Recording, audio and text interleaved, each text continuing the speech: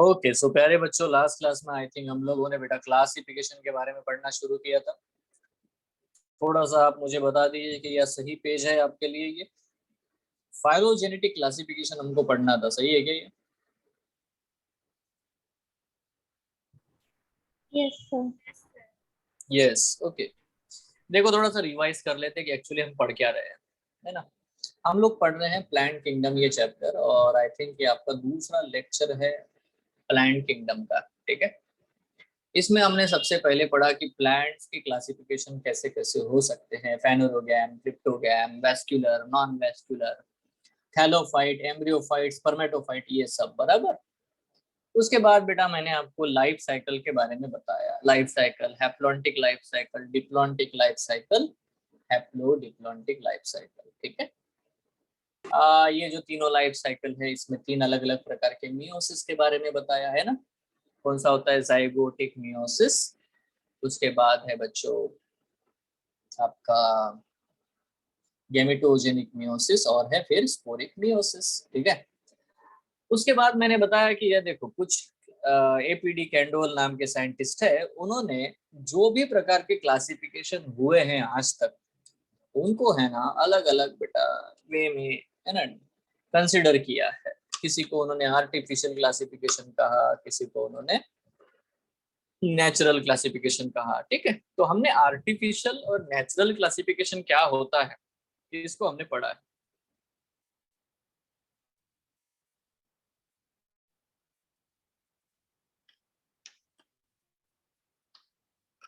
तो अगर आप जब को क्वेश्चन पूछा जाएगा कि आर्टिफिशियल क्लासिफिकेशन क्या है, तो आप बताओगे कि जो क्लासिफिकेशन कुछ मॉर्फोलॉजिकल कैरेक्टर लेके, एक या दो मॉर्फोलॉजिकल कैरेक्टर लेके कर दिया जाता है, क्लासिफिकेशन कहते हैं। और जो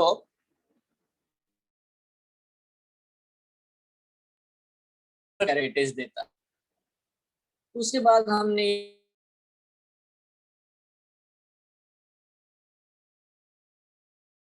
Sorry, your voice is breaking.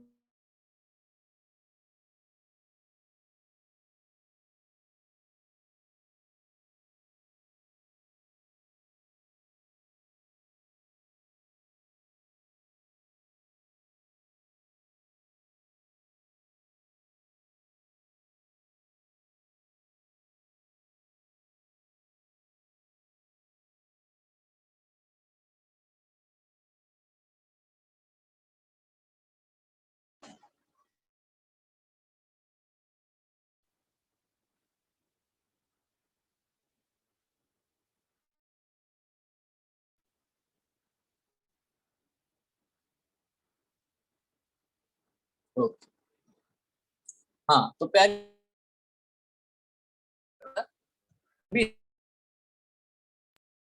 Sir, again it is breaking. Screen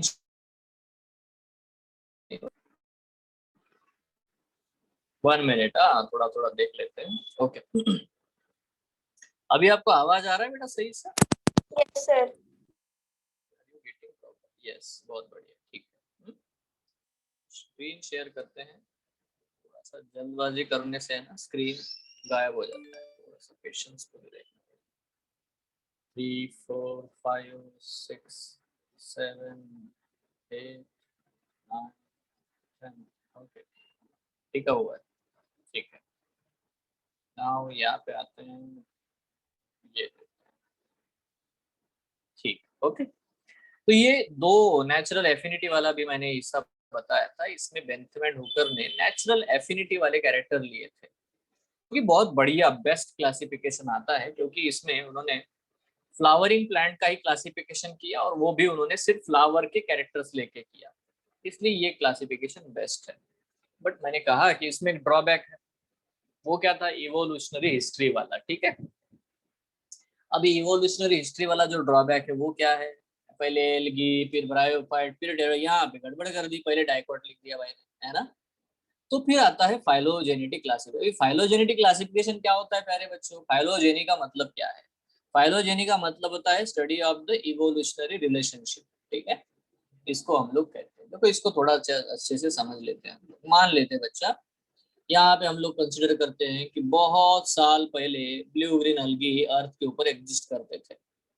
और बेटा आज भी अगर आप देखोगे ना, तो आज भी ब्लू ग्रीन अलगी अर्थ के ऊपर है। मतलब ये मान लेते हैं 50,000 ईयर्स एगो, ठीक है, ये ब्लू ग्रीन अलगी का ओरिजिन हुआ। ये देखो, ये नंबर जो बता रहा हूँ ईयर्स, ये सही नहीं है, बस आपको कंसेप्ट समझाने के लिए मैं एक कोई नंबर ले रहा हूँ, ठीक है।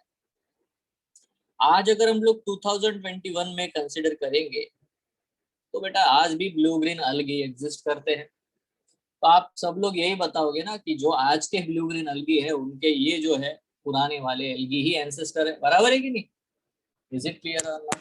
है ना? Yes, sir. बट आपको एक और चीज मान लेते बेटा, आज से लगभग 30,000 साल पहले, 30,000 ईयर्स एगो, इसी ब्लू ग्रीन एल्गी से एक ब्रांच निकली और आज उनको हम लोग रेड एल्गी मानते हैं।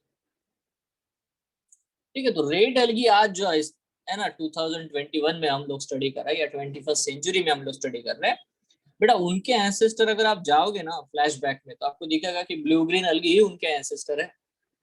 इवन मान लेते हैं कुछ 10,000 ईयर्स एगो इनसे एक और ब्रांच निकली, और ये जो ब्रांच है बेटा, ये है ब्राउन एल्गी की। Again the same thing. और मान लेते हैं 5,000 ईयर्स एगो यहाँ से बेटा एक और ब्रांच निकली और हमें मिलता है बेटा ग्रीन एल्गी, इस तरह से।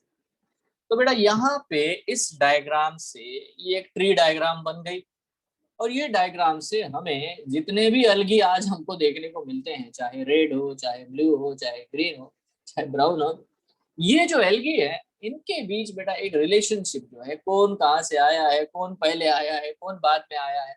अच्छा, इस डायग्राम के बेसिस पे मैं ये कह सकता हूँ कि green algae is the most advanced and recent algae. ये सर ना? Yes, sir. आया ना? बिल्कुल सही है। ये भी तो मैं कह सकता हूँ रेड एल्गी जो है तीनों एल्गी में से सबसे एंसेस्टर है, बराबर, सबसे पुराना है, सबसे प्रिमिटिव है, तो मैं ये भी कह सकता हूँ। ठीक है, तो यहाँ पे मेरे प्यारे बच्चों, नोट करने वाली बात ये है कि हम लोग है ना इस डायग्राम को फाइलोजेनेटिक ट्री कहते हैं। डायग्राम को क्या बोलते हैं? Phylogenetic tree.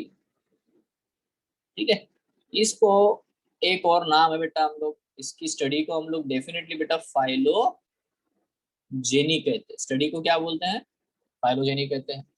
बिल्कुल वैसे ही अगर हम लोग बात करें यहाँ पे, है ना, देखो आपको देखो, फाइला का मतलब होता है लीफ। लीफ मतलब ट्री के ऊपर कितने पत्ते हैं यार, ये लीफ है, लीफ है, लीफ है, तो every group is behaving as a leaf. But आप लोगों ने कभी ये गेम खेला है क्या, उसको बोलते हैं क्लैश ऑफ क्लैन। क्लैन ये वर्ड जानते हो आप लोग? क्लैन, किसी ने गेम खेला है? गेम खेलते हो आप लोग वीडियो गेम्स मोबाइल पे? कभी खेला था क्लैश ऑफ क्लैन, है ना? तो बच्चों ये जो क्लैश ऑफ क्लैन होता है, क्लैन क्या होता है? क्लैन का मतलब होता है टीम, ग्रुप, है ना? तो देखो, अब यहाँ पे हमें याद रखना है एक वर्ड में, यहाँ बता रहा हूँ क्लैड। एक क्लैड क्या होता है? क्लैड का मतलब होता है ब्रांच। क्लैड का मतलब होता है बेटा ब्रांच। तो बच्चों यहाँ पे आपको दिखाई दे रहा है ना ब्रांच, ये देखो, ये ब्रांच है, ये एक ब्रांच है, ये एक ब्रांच है, ये एक ब्रांच है। तो ये ट्री जो है इसके ऊपर बहुत सारे ब्रांच है। ठीक है, इसीलिए इस ट्री को हम लोग क्लैडोग्राम कहते हैं। क्या कहते हैं इसको? हम लोग क्लैडोग्राम।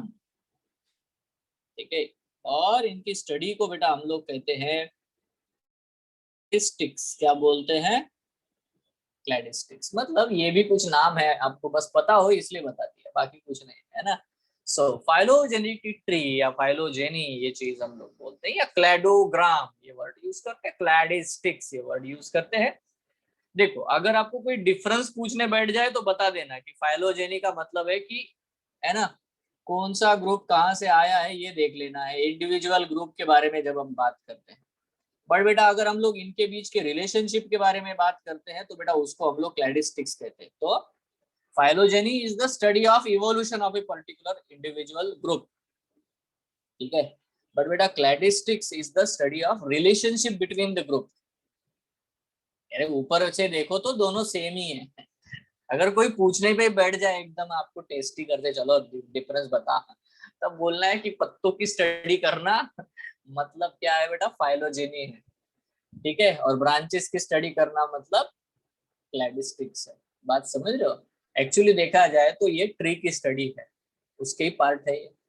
यस और नो? इवोल्यूशन की स्टडी है बेटा, इसको हम लोग या तो फाइलोजेनी के एंगल से देखते हैं या तो क्लैडिस्टिक्स के एंगल से देखते हैं। तो है ना, ये जो है फाइलोजेनेटिक जो भी क्लासिफिकेशन है, इसको प्रपोज करने वाले जो साइंटिस्ट थे उनका नाम क्या है, जैसे कि बेंथम ऊपर ऊपर हो गए। यहाँ पे आता है बेटा नाम इंगलर एंड प्रेंटल। क्या नाम आता है बच्चों? इंगलर एंड प्रेंटल, ठीक है। इन्होंने बुक लिखी थी, बहुत भयंकर नाम है बेटा, दाई नेचरलिकेन प्लीफ्लैंजन फैमिलिन, this is the name of the book, sorry फैमिलिन, है ना।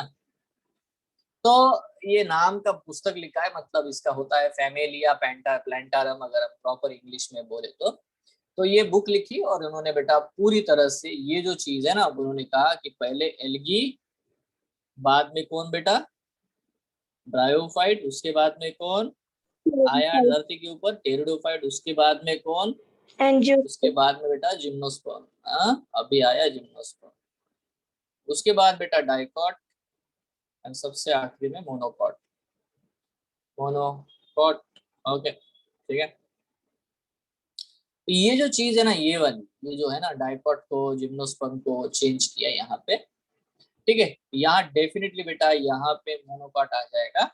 इस तरह से उन्होंने प्रॉपर जो है अरेंजमेंट किया, जिम्नोस्पर्म को उसके प्रॉपर पोजीशन पे डाला और डाइकॉट को बाद में, ठीक है।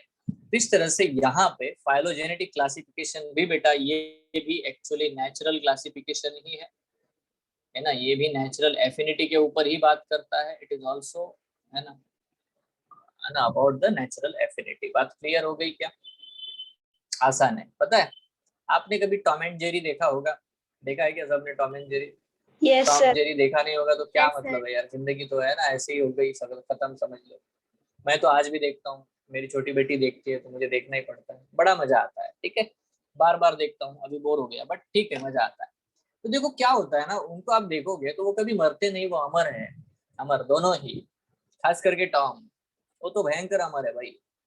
उसके ऊपर से कोई भी है ना एरोप्लेन भी गिर जाए, वो उसके ऊपर रोड रोलर चला जाए, कुछ भी हो जाए, वो नहीं मर सकता, है ना। ये तो पक्का है, श्योर। तो आप इमेजिन करो बेटा कि अगर हम लोग किसी एक इंसान को पकड़ते हैं, है ना, और उसकी सारी बोन्स निकाल देंगे तो क्या होगा बताओ, क्या होगा, है ना। क्या फिर से बेटा वो उसमें बोन आ जाएंगे, फिर से हड्डियां भर जाएंगी, फिर से वो आदमी खड़ा हो जाएगा, ऐसा कुछ होगा क्या? नो ऐसा कुछ सर। नहीं हो सकता।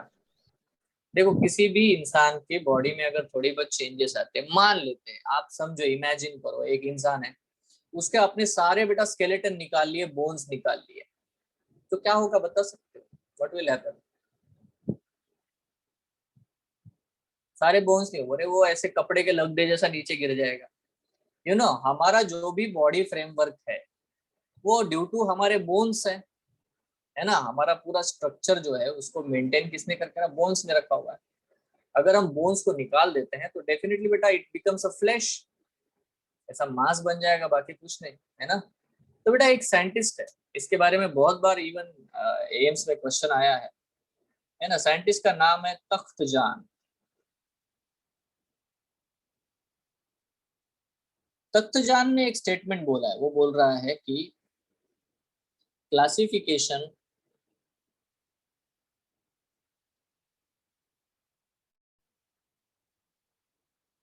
without phylogeny is like flesh without bones। मतलब देखो, यहाँ पे हम लोगों को ये समझ में आना चाहिए कि फाइलोजेनी या इवोल्यूशनरी रिलेशनशिप को करना क्लासिफिकेशन के लिए बहुत ज्यादा इंपॉर्टेंट है, ठीक है। ये बहुत ज्यादा इंपॉर्टेंट है क्लासिफिकेशन विदाउट फाइलोजेनी। आप अगर फाइलोजेनी को कंसिडर नहीं करते तो आपको बेटा प्रॉपर बायोलॉजिकल स्ट्रक्चर ही नहीं मिलता, ठीक है। प्रॉपर आपको फ्रेमवर्क ही नहीं मिलता जिसको आप सही ढंग से समझ सको, ठीक है। तो ये तख्तजान नाम के साइंटिस्ट ने बोला हुआ स्टेटमेंट है। ठीक है, अगर हम लोग बात सही समझते हैं तो it is the bestest classification. Why? देखो ये तो नेचुरल एफिनिटी को फॉलो कर रहा है ना, बेंथम एंड हुकर का जो भी क्लासिफिकेशन था उसको फॉलो कर रहा है। ठीक है, बट ये इवोल्यूशनरी रिलेशनशिप को भी फॉलो कर रहा है। तो बेटा ये तो एकदम बढ़िया क्लासिफिकेशन है, मतलब बेस्टेस्ट क्लासिफिकेशन टाइप है ये। डन। तो ये हो गया बेटा फाइलोजेनेटिक क्लासिफिकेशन। डन। ठीक है, इसके अलावा हमारी एनसीईआरटी और भी कुछ बताना चाहती है। फाइलोजेनेटिक क्लासिफिकेशन जो है ये एक हो गया, ठीक है, ये एक। इसके अलावा बेटा और कुछ बताना चाहती है, जैसे कि देखो हमारी एनसीईआरटी बोलती है, देखो न्यूमेरिकल टैक्सोनॉमी, न्यूमेरिकल टैक्सोनॉमी। ठीक है, इसी को बेटा हम लोग फेनेटिक क्लासिफिकेशन भी कहते हैं, या इसी को हम लोग एडेनसोनियन क्लासिफिकेशन भी कहते हैं, है ना। अब ये क्या चीज है न्यूमेरिकल टैक्सोनॉमी या फेनेटिक क्लासिफिकेशन, क्या है इसको हम लोग देख लेते हैं। ठीक है, देखो हमें ये ध्यान रखना है कि इसमें होता क्या है, ऑल ऑब्जर्वेबल कैरेक्टर ले लेंगे हम लोग। ऑल ऑब्जर्वेबल मतलब कोई भी एक प्लांट ले लोगे ना, ठीक है, उसमें जो भी कैरेक्टर्स है सारे आप देख लोगे। मतलब सपोज ये प्लांट है, इसमें लीफ है ना से लेकर रूट से लेकर फ्लावर, इन्फ्लोरेसेंस, फ्रूट, क्या क्या आता है, 1 लाख डिफरेंट कैरेक्टर होंगे। सारे कैरेक्टर बेटा हम लोग इसके देख लेंगे। All observable characters are studied. ठीक है, तो ये क्वेश्चन बहुत बार बेटा नीट में आ चुका है कि न्यूमेरिकल टैक्सोनॉमी में कौन से कैरेक्टर को कंसिडर करते हैं। तो आंसर आएगा ऑल ऑब्जर्वेबल कैरेक्टर्स। ठीक है, नॉर्मल पॉइंट पे आता है ये क्वेश्चन है। बट बेटा किसी भी इंसान के लिए, नॉर्मल या बहुत टैलेंटेड इंसान के लिए भी एक प्लांट का 1 लाख कैरेक्टर देखना पॉसिबल नहीं है यार। अभी यहाँ पे देखो दुनिया में तो 0.5 मिलियन प्लांट स्पीसीज है भाई। अब इनका क्लासिफिकेशन कैसे करेगा, उनके सब कैरेक्टर देखेगा और क्लासिफिकेशन करेगा, ये तो किसी भी मैनुअल ये पॉसिबल नहीं है। तो यहाँ पे क्या होता है, वी यूज कंप्यूटर्स। ठीक है, हम लोग कंप्यूटर्स को यूज करते हैं, हम लोग इंफॉर्मेशन टेक्नोलॉजी को यूज करते हैं। इसे यूज करते हैं बेटा इंफॉर्मेशन टेक्नोलॉजी।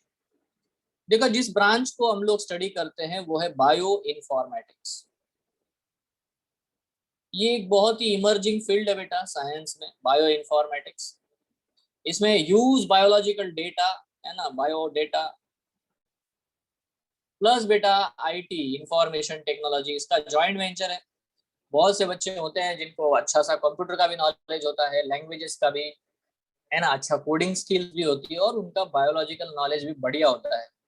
तो वो लोग डेफिनेटली बेटा बायो इन्फॉर्मेटिक्स इस सेक्टर में अच्छा काम कर सकते हैं। Even after MBBS it can be done. ठीक है, सो देखो बहुत ही इंपॉर्टेंट है क्लिनिकल जो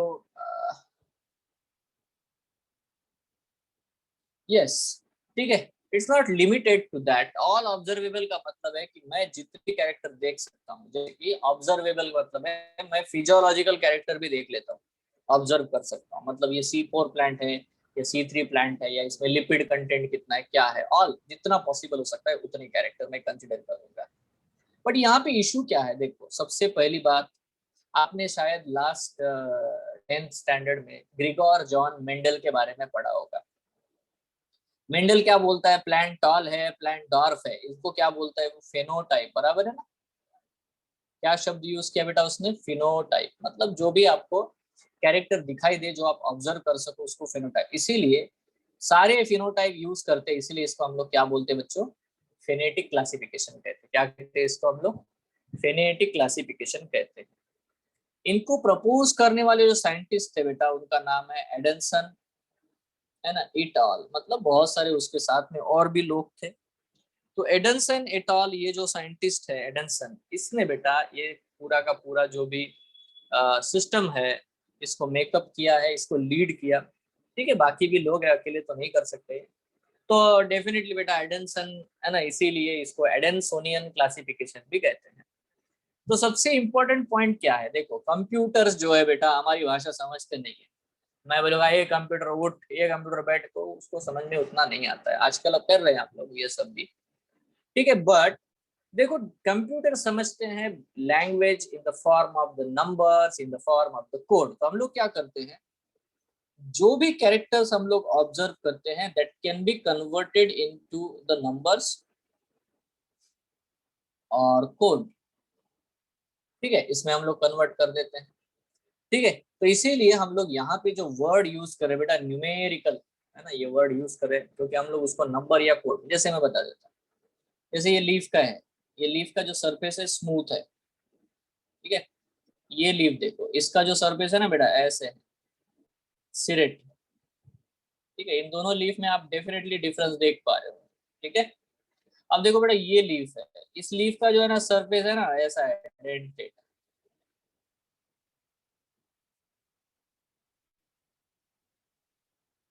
तो दोनों तीनों लीफ में बेटा डिफरेंस है, उसके सरफेसेस में डिफरेंस है। तो मैंने इसको कहा लीफ सरफेस, जो मार्जिन यहाँ पे दिखाया जा रहा है, ठीक है, बाजू का लीफ सरफेस जो है स्मूथ वन। फिर उसको बोला लीफ सरफेस ये होता है सिरेट, तो सिरेट टू। लीफ सरफेस ये है डेंटेड, डेंटेड थ्री, मतलब ये तीसरा कैरेक्टर है लीफ सरफेस का जो डेंटेड होता है। ऐसे कुछ कोड बना लिए और ये सारे कोड जो है हम लोग बेटा उस प्रोग्राम में फिट कर देते हैं, ठीक है। अब ऐसे बहुत सारे कोडिंग में फिट कर देता हूँ। जब भी मैं कोई नया प्लांट, नया ऑर्गेनिज्म लेता हूँ तो उसके जितने पॉसिबल कैरेक्टर मैं ऑब्जर्व कर सकता हूँ वो सारे बेटा फिट कर देता हूँ, है ना। तो जब भी मैं कोई भी नया प्लांट किसी भी प्लांट के साथ में, किसी भी ऑर्गेनिज्म के साथ में, किसी दूसरे ऑर्गेनिज्म को कंपेयर करना चाहूंगा तो डेफिनेटली बेटा मैं डायरेक्ट एंट्रीज मारूंगा, डायरेक्ट दो नाम लूंगा, सबका दोनों का डेटा फीड है और आपको पता चल जाएगा ये दोनों कितने सिमिलर है, ये कितने डिफर करते हैं। ऐसा मैं बेटा 1000 ऑर्गेनिज्म भी लेकर के एक साथ उनको कंपेयर कर सकता हूँ, ये सर नो, ठीक है। तो क्लासिफिकेशन बहुत ही भयंकर लेवल पे चला जाएगा। देखो हम लोग बात करते हैं आजकल तो बेटा मशीन लर्निंग का जमाना है ना, आर्टिफिशियल इंटेलिजेंस का जमाना है, एआई। तो डेफिनेटली बेटा ये जब ये सब चीजें जो है बहुत आगे जाने वाली है, बहुत ज्यादा डेवलपमेंट इसमें होने वाला है। आज भी बहुत ज्यादा डेवलप्ड सिचुएशन में बेटा ये चीजें आपको देखने को मिलती है। एनीवे यहाँ मुद्दा आता है बच्चों कि देखो हम लोग ज्यादा ऑब्जर्वेबल कैरेक्टर, मतलब जो भी है सुपरफिशियल कैरेक्टर्स को लेते हैं, ठीक है। बट अगर सपोज क्लासिफिकेशन इस लेवल पे है तो बेटा ये वाला क्लासिफिकेशन बेस्ट क्लासिफिकेशन है क्या? तो हम लोग बोलते हैं no, it is not a best classification. क्यों नहीं है बता सकते हो? अगर आपका लास्ट क्लास आपने अटेंड किया होगा सही ढंग से तो आप इसका जवाब दे सकते हो। मैंने बताया था बेटा कि बेस्ट क्लासिफिकेशन का क्राइटेरिया क्या होता है? इक्वल ऐसा वेटेज। क्लासिफिकेशन जो रिप्रोडक्टिव कैरेक्टर्स को ज्यादा वेटेज दे as compare to vegetative character. अभी ये क्या कर रहा है, ऑल ऑब्जर्वेबल जितने भी हो सकते हैं, तो बेटा सारे है ना। तो ये क्या कर रहा है बेटा, same importance to all characters दे रहा है,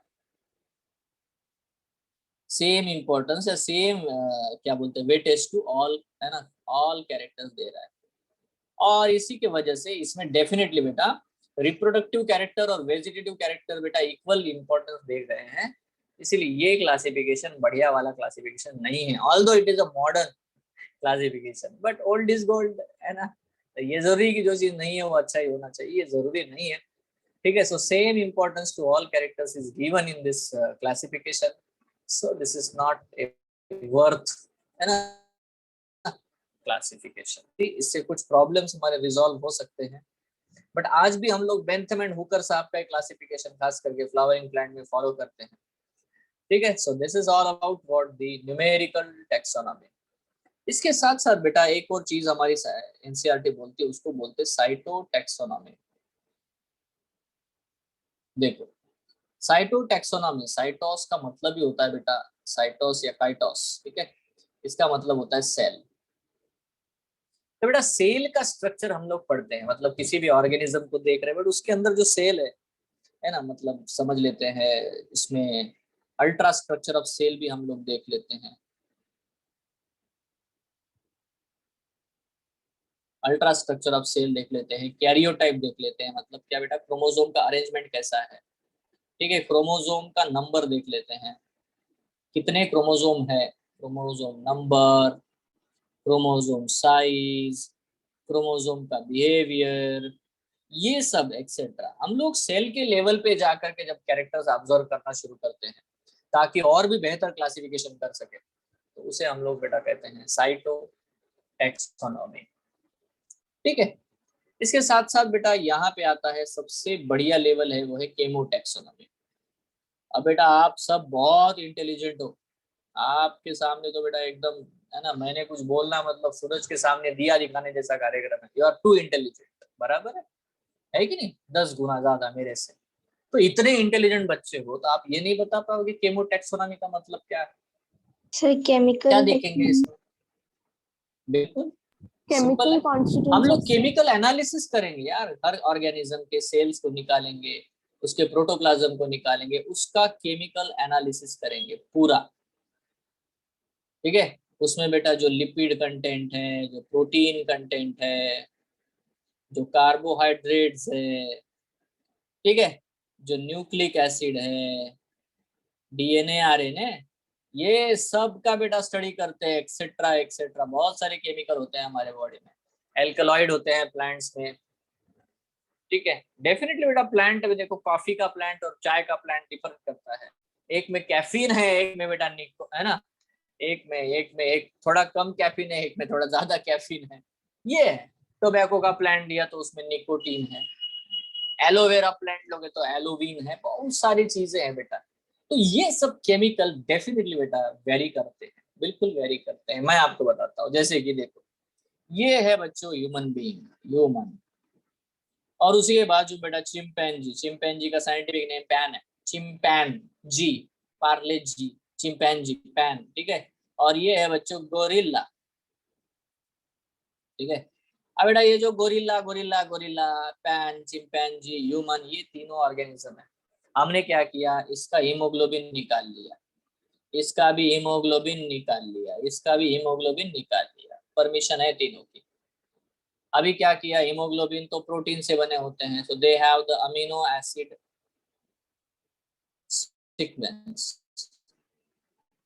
ठीक है, इसमें भी वैसा ही अमीनो एसिड सीक्वेंस, इसमें भी बेटा अमीनो एसिड सीक्वेंस। तो देखा कि इसके प्रोटीन जो है हीमोग्लोबिन के, और इसके प्रोटीन जो है हीमोग्लोबिन का अमीनो एसिड सीक्वेंस, ये 99% मैच करते हैं। कौन बेटा, ह्यूमन और चिंपैंजी। ठीक है, और बेटा पैन और चिंपैंजी और गोरिल्ला का जो बेटा उनके बीच में जो मैचिंग है बेटा 85% है। ठीक है, और तो और बेटा एक बढ़िया डेटा हमको मिल गया, इनके दोनों के हीमोग्लोबिन, गोरिल्ला और ह्यूमन बीइंग के हीमोग्लोबिन को हमने चेक किया, तो हमारी बेटा ओनली 65% मैचिंग है। तो आप बता सकते हो ना, इवोल्यूशनरी सबसे हमारा रिलेटिव कौन है, क्लोज का, दूर का रिश्तेदार कौन है, नजदीक का रिश्तेदार कौन है? यस और नो? Yes sir. केमिकली हम लोग बता सकते हैं, yes, chimpanzee is very close to us, very, अपना जिगरी भाई एकदम, है ना, अपने साथ साथ ही डेवलप हुआ है, छोटे से बड़ा हुआ है। यस और नो, इवोल्यूशन में। So yes the sir. human or chimpanzee definitely beta very close to each other. They are also intelligent, yes or no? But इसी चक्कर में गोरिल्ला भी चेक कर लिया, तो गोरिल्ला जो है डेफिनेटली बेटा वो भी एक एप है, बट ऑब्वियसली, है ना, वो थोड़ा सा ज्यादा डिफर करता है as compared to the chimpanzee with human beings. तो ये जो केमिकल एनालिसिस हम लोगों ने किया, डेफिनेटली बहुत ही ज्यादा बेटा, बहुत ज्यादा क्रिस्टल क्लियर करता है डिफरेंसेस को बिटवीन द स्पीसीज। कोई भी स्पीसीज है उनके बीच के जो डिफरेंसेस है वो बहुत अच्छे से हम लोग कर सकते हैं on the basis of chemo taxonomy. Yes और नो? देखो, मैं तो ये बोलता हूँ कि देखो, केमो टैक्सोनॉमी इज यूज्ड, ना, ये बहुत ही इंपॉर्टेंट है, ये नीट में भी आया था क्वेश्चन, यूज्ड टू, और हम लोग टू लिख देते हैं फॉर की जगह पे, used to resolve the problem of classification. देखो बेटा, आप किसी भी, सपोज चार आपके पास में एक बैक्टीरिया है, एक बैक्टीरिया आपने नया ढूंढ लिया, आप उसको क्लासिफाई करना चाहते हो, अब यार आपके पास मॉर्फोलॉजी सारे बैक्टीरिया यूनिसेलुलर है ना, अरे है कि नहीं है, ऑल बैक्टीरिया यूनिसेलुलर। हो सकता है रॉड शेप्ड है, कोन शेप्ड है, अलग शेप्ड है, कॉमा शेप्ड है, ऐसा हो सकता है, ठीक है, बट ऐसे तो बहुत सारे है बेटा, रॉड शेप बैक्टीरिया बहुत सा, तो हम लोग क्या करेंगे, हम डेफिनेटली बेटा किसी भी ये बैक्टीरियल क्लासिफिकेशन जो है, खास करके यूनिसेलुलर ऑर्गेनिज्म का क्लासिफिकेशन है, हम लोग मोस्टली केमिकल बेसिस पे ही करते हैं। बात समझ रहे हो आप, है ना। तो देखो ये जो है it is mostly used for the, है ना, प्रोकैरियोटिक क्लासिफिकेशन।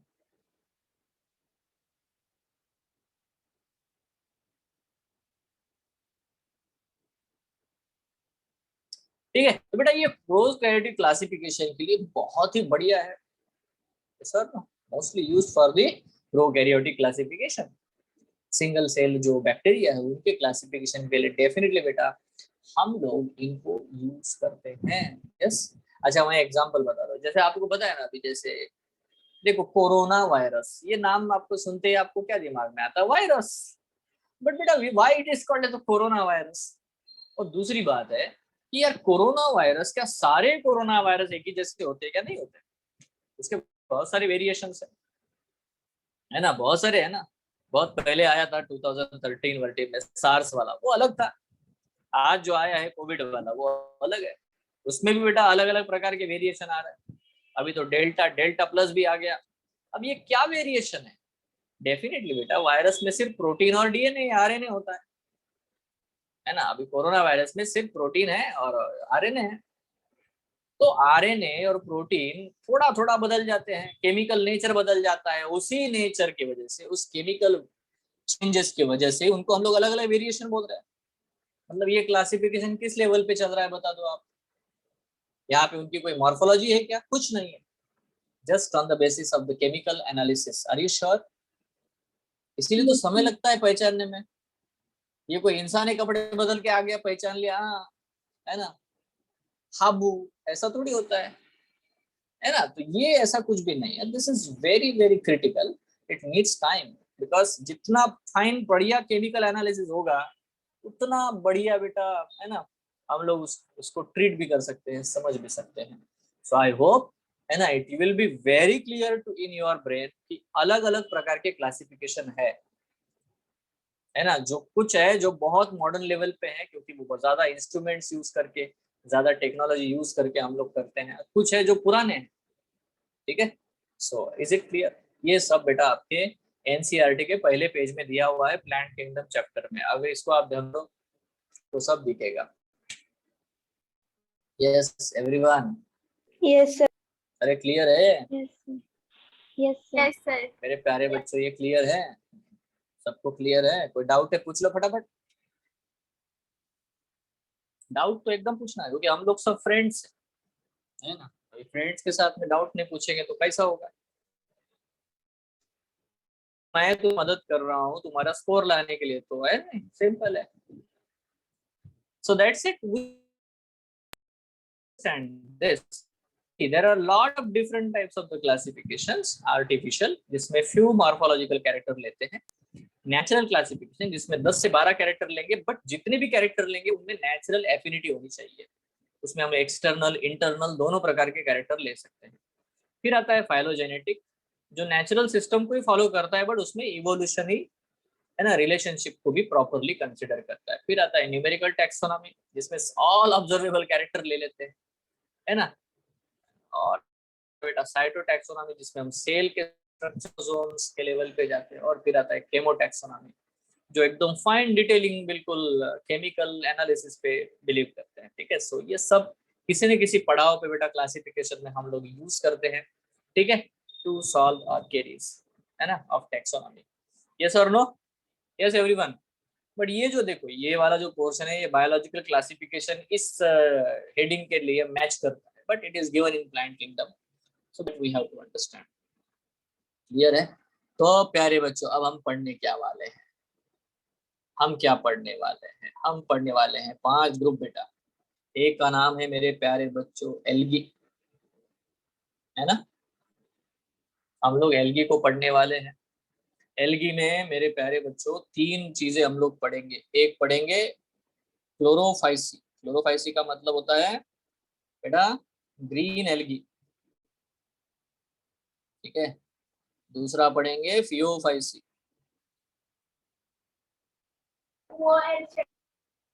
हाँ बोलो, आयशा कुछ पूछना चाहती है? अच्छा ठीक है। Brown algae. एंड देन बेटा तीसरा है रोडोफाइस रोडो,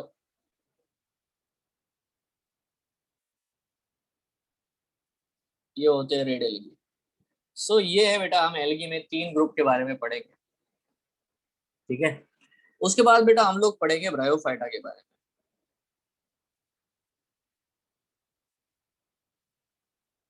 ये एक अलग ग्रुप है।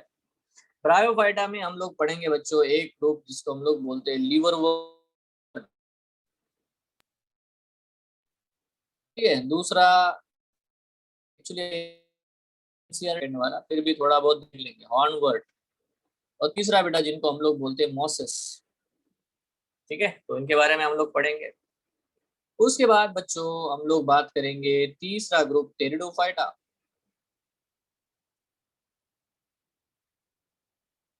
टेरिडोफाइटा में बेटा हमें 4 ग्रुप दिए गए हैं। एक है साइलोप्सिडा,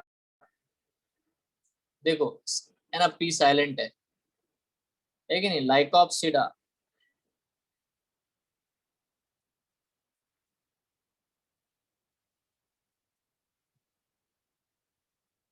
स्पिनोप्सिडा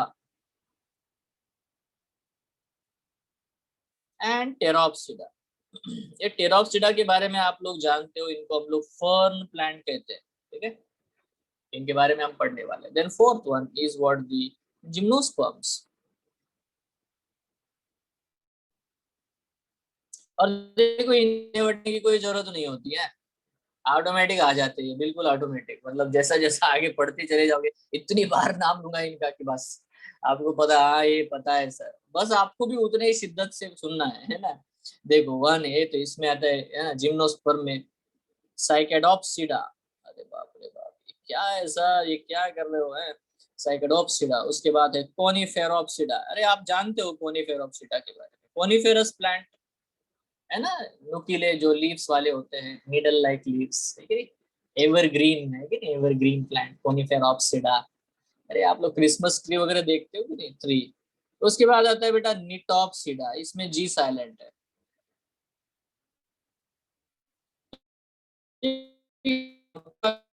एंजियोस्पर्म्स, एंजियोस्पर्म से हम लोग ज्यादा कुछ नहीं बात करेंगे, बट इसमें आएगा बेटा मोनोकॉट एंड बच्चों डाइकॉट।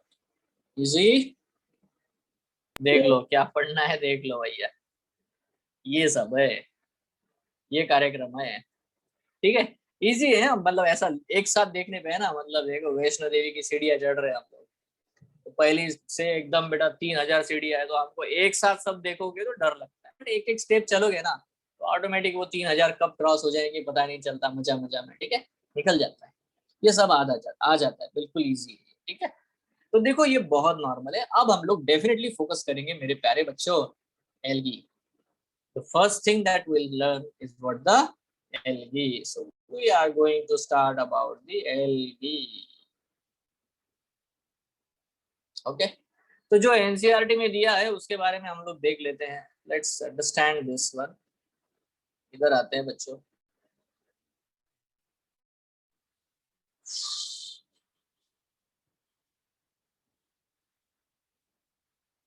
ओके, डन, बहुत बढ़िया।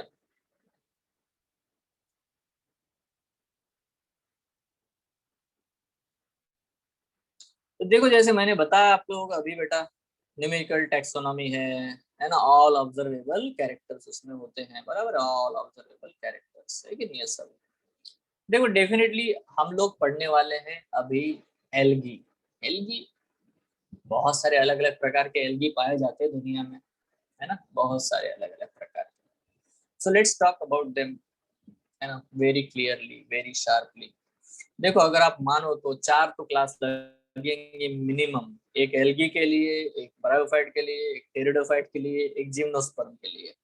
एंजियोस्पर्म को ऐसे हम लोग छू के निकल जाएंगे बस, क्योंकि एंजियोस्पर्म के बहुत सारे चैप्टर्स हैं। Anatomy of flowering plant, morphology of flowering plant, reproduction in flowering plant,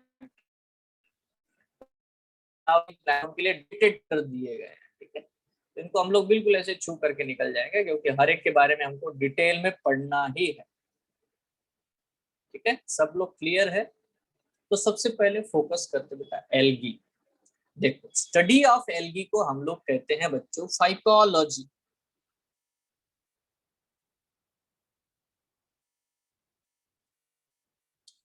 क्या होता है बेटा? Study of algae is a phycology, तो लोग एल्गोलॉजी भी कहते हैं, it is also called as the algology. ठीक है, phycology as well as what the algology, ये वर्ड यूज करते हैं बच्चों हम लोग स्टडी ऑफ एल्गीज के लिए। ठीक है, क्या क्या वर्ड यूज किए मैंने फिर एक बार लिख देता हूँ यहाँ पे, फाइकोलॉजी, और इसको हम लोग बोलते हैं एल्गोलॉजी। ठीक है, अयंगार नाम के साइंटिस्ट थे, अयंगार, O.P. अयंगार। ठीक है, उनको हम लोग फादर ऑफ इंडियन फाइकोलॉजी कहते हैं। ठीक है, या तो फ्रिश नाम के साइंटिस्ट है ना। अभी ये क्वेश्चंस एक्चुअली उतने पूछे नहीं जाते हैं, सो बच्चों हम लोग उतना ज्यादा इसके बारे में अगर तो साइंटिस्ट के नाम वगैरह जो होते हैं, देखो आजकल का ट्रेंड ये हो गया है कि बस जो एनसीईआरटी में है उतना पूछ लो, काम खत्म कर दो। ठीक है, ये ट्रेंड है बच्चों। फिर भी देखो हम लोग तो पता है होना चाहिए, वी मस्ट अंडरस्टैंड, सारी चीजें बिल्कुल हमें आनी चाहिए, इसलिए हम लोग ये सब लिखते हैं। ठीक है, तो क्या आप लिख रहे हो क्या? Are you writing down? क्या आप ये भरोसे पे हो कि मैं ये चीज भेजूंगा आपको? बताओ क्या है, कैसा है? Are you writing down? Yes, sir. अरे नोट्स आप लोग बच्चों, मैं इतना ही पूछ रहा हूँ, सिंपल है। क्या आप नोट्स ले रहे हो क्या? हाँ या ना, बस इतना ही है, और क्या है? Yes, इसमें कोई sir. बहुत बड़ी बात Yes, नहीं है, sir. सिंपल। अच्छा, तो मेरे प्यारे बच्चों सबसे पहली चीज देखो, ये बंदे का नाम मैंने लिखा F.E. फ्रिश। ठीक है, ये नाम है, ऐसा आना चाहिए, FRITSCH।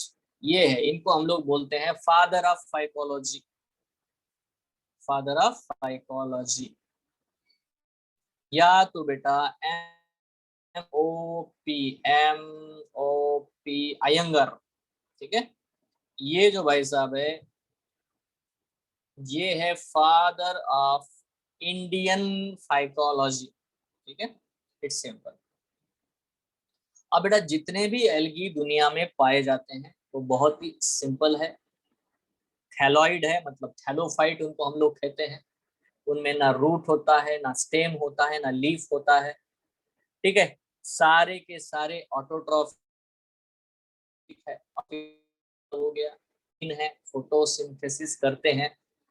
ठीक है, उनमें बेटा क्लोरोफिल पिगमेंट्स पाए जाते हैं। मतलब देखो जो ऑर्गेनिज्म फोटोसिंथेसिस करता है उसमें लाइट एब्जॉर्ब करने वाले पिगमेंट पाए जाते हैं। और मोस्ट ऑफ द एल्गी बेटा एक्वेटिक होते हैं, एक्वेटिक होते हैं मतलब पानी में ही पाए जाएंगे। ठीक है, fresh water and marine water. ठीक है, तो फ्रेश वाटर में पाए जाते हैं एंड मरीन वाटर में पाए जाते हैं, ऐसे बेटा बहुत सारे एल्गी हमें देखने को मिलते हैं। Is it clear? ये सब आराम से, Yes, बहुत sir. सिंपल है ना, बहुत नॉर्मल है। अभी देखो मैंने एक और पॉइंट आपको बताया था कि मैक्सिमम मोस्टली एल्गी जो है बेटा हैप्लॉन्टिक लाइफ साइकिल शो करते हैं। बराबर है, कौन सा लाइफ साइकिल शो करते हैं? हैप्लॉन्टिक लाइफ साइकिल कहते हैं। उनकी मेन थैलस बॉडी हमेशा हैप्लॉइड होती है। ठीक है, तो जो उनका थैलस बॉडी होती है main adult is always haploid. ठीक है, तो इनकी मेन प्लांट बॉडी हैप्लॉइड होती है। ठीक है, so it's simple, they show that कुछ है एल्गी जो कि डिप्लॉन्टिक या हैप्लोडिप्लॉन्टिक लाइफ साइकिल शो करते हैं, ये मैंने आपको पहले भी बताया, बेटा बताए हैं। ठीक है, रिकॉल हो जाएगा, अभी देर बाद में नाम आएंगे तो मैं बताऊंगा। Now they also occur in the moist stones. देखो अगर आप कभी है ना नदी देखोगे, उसके ऊपर जो एकदम सुपरफिशियल जो फ्लो होता है पानी का, अगर वहां पे पत्थर देखोगे तो हमेशा बेटा पानी फ्लो हो रहा है, तो वहां के जो पत्थर होते हैं वो मॉइस्ट होते हैं, तो उनके ऊपर भी आपको एल्गी, आपको लगेगा कि आप वहां पे खड़े हो जाओगे उस पत्थर के ऊपर, है ना। तो बेटा ये नहीं हो सकता, क्योंकि जैसे ही आप पैर रखोगे आप फिसल के गिर जाओगे। सही बात है ना। देखो सॉइल के भी ऊपर टेरेस्ट्रियल कुछ एल्गीज होती है, जैसे कि बैट्रेचोस्पर्म वगैरह, बट बहुत ज्यादा पानी जहाँ पे हो, या तो वुड्स, लकड़ी के ऊपर आप देख सकते हो, वुड के ऊपर बेटा एल्गी होते हैं। ठीक है। सो आपको ये समझना है कि देखो एल्गी मैक्सिममली पानी में ही पाए जाते हैं, या तो बेटा वो पानी के बाहर भी मिलेंगे टेरेस्ट्रियल, बट वहां बहुत ज्यादा वाटर होना चाहिए, तो ही बेटा ये आपको है ना देखने को मिलेगा। See, is it clear? Very simple. कोई प्रॉब्लम है ना। ये नॉर्मल पॉइंट। अभी देखो आपने बायोलॉजिकल क्लासिफिकेशन चैप्टर आपका शुरू है क्या मेरे प्यारे यस बच्चों? सर। खत्म हो गया कि शुरू है? सर शुरू हो गया। शुरू हो गया। तो आप है ना उसमें फंगस के बारे में पढ़ोगे, बुर्शी। ठीक है, फंगस। तो ये जो फंगस होता है, कवक जिसे कहते हैं हिंदी में, ठीक है, तो ये जो फंगस होते हैं इनके बारे में हम लोग पढ़ने वाले हैं। बट देखो कुछ ऐसे भी एसोसिएशन आपको देखने को मिलेंगे जिसको हम लोग सिम्बायोटिक एसोसिएशन कहते हैं, इसके बारे में आप लोग पढ़ोगे। जो कि एल्गी और फंगस के बीच में सिम्बायोटिक एसोसिएशन होता है, उसको हम लोग लाइकेन कहते हैं। इसमें क्या होता है, एल्गी और फंगस दोनों एक दूसरे के साथ मिल करके रहते हैं। एल्गी क्या देगा, एल्गी ऑटोट्रॉफिक है, ग्रीन है, तो बेटा वो फोटोसिंथेसिस करके खाना बना के देता है। फंगस क्या करेगा, फंगस ड्राई है, बट वो ठीक है कि सर वो योर वॉइस ज्यादा दूर जा करके पानी पकड़ के लाएगा। बोलिए। सर आपका आवाज नहीं आया था। बोलिए ना। अभी आवाज नहीं आ रहा है क्या अभी? सर आ रहा है अभी। आ रहा है ना, ठीक है। ओके। तो प्यारे बच्चों लाइकेन जो चीज होती है ना, वो एक्चुअली एक सिम्बायोटिक एसोसिएशन है। इसको आप बायोलॉजिकल क्लासिफिकेशन इस चैप्टर में पढ़ोगे। फिर भी जनरलाइज वे में मैं आपको बता देता हूँ कि एक फंगस और एक एल्गी एक दूसरे के साथ मिल करके एक साथ रहते हैं। इस रिलेशनशिप को हम लोग म्यूचुअलिज्म कहते हैं। MUTUALISM। Mutualism is a relationship which is a plus plus relationship. इसका मतलब है कि जो दो अलग अलग स्पीसीज एक दूसरे के साथ रहते हैं उन दोनों को बेनिफिट होता है। एल्गी को बेनिफिट है कि उसे पानी, है ना, मिनरल सब लोग बेटा ये फंगस ला के देते हैं, क्योंकि उनको ड्राई कंडीशन में रहने की आदत है फंगस को। तो टेरेस्ट्रियल कंडीशन में एल्गी सर्वाइव नहीं कर सकता। ठीक है। तो ये फंगस उसको ये प्रोटेक्शन दे रहा है, शेल्टर दे रहा है। एल्गी क्या,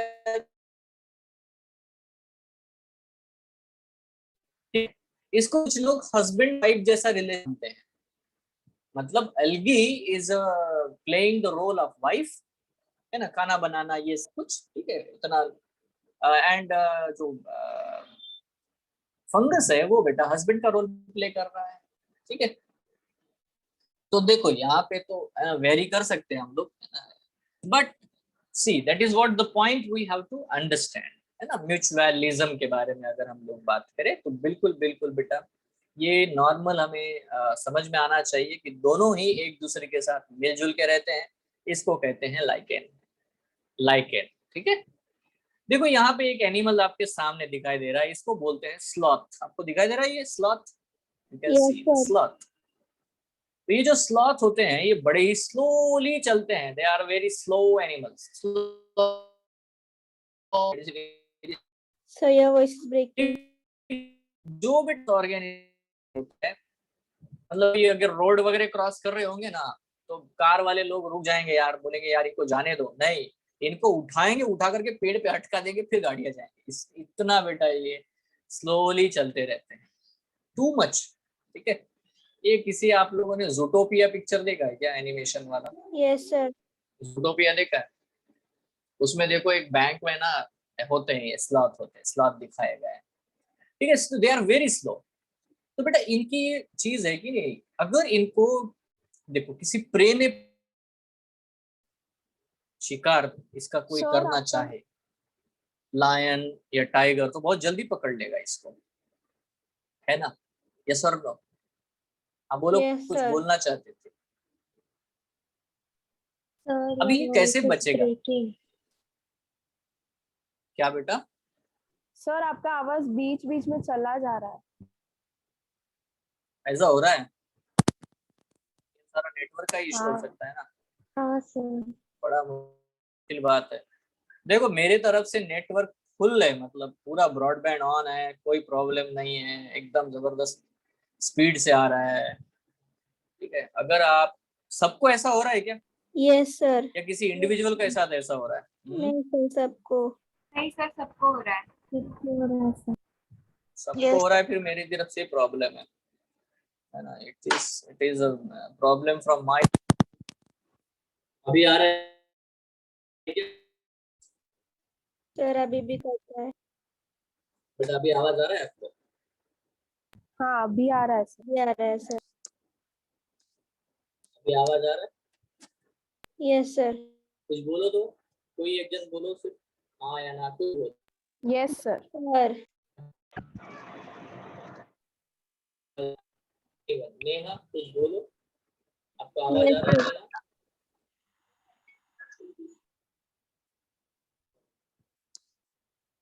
फुल वॉल्यूम पर। एनीवे, अभी टूट के आ रहा है क्या आवाज? मतलब नो ऐसे सर। ब्रेक हो रहा है क्या, ये कंटिन्यूएशन है? हाँ, नो सर।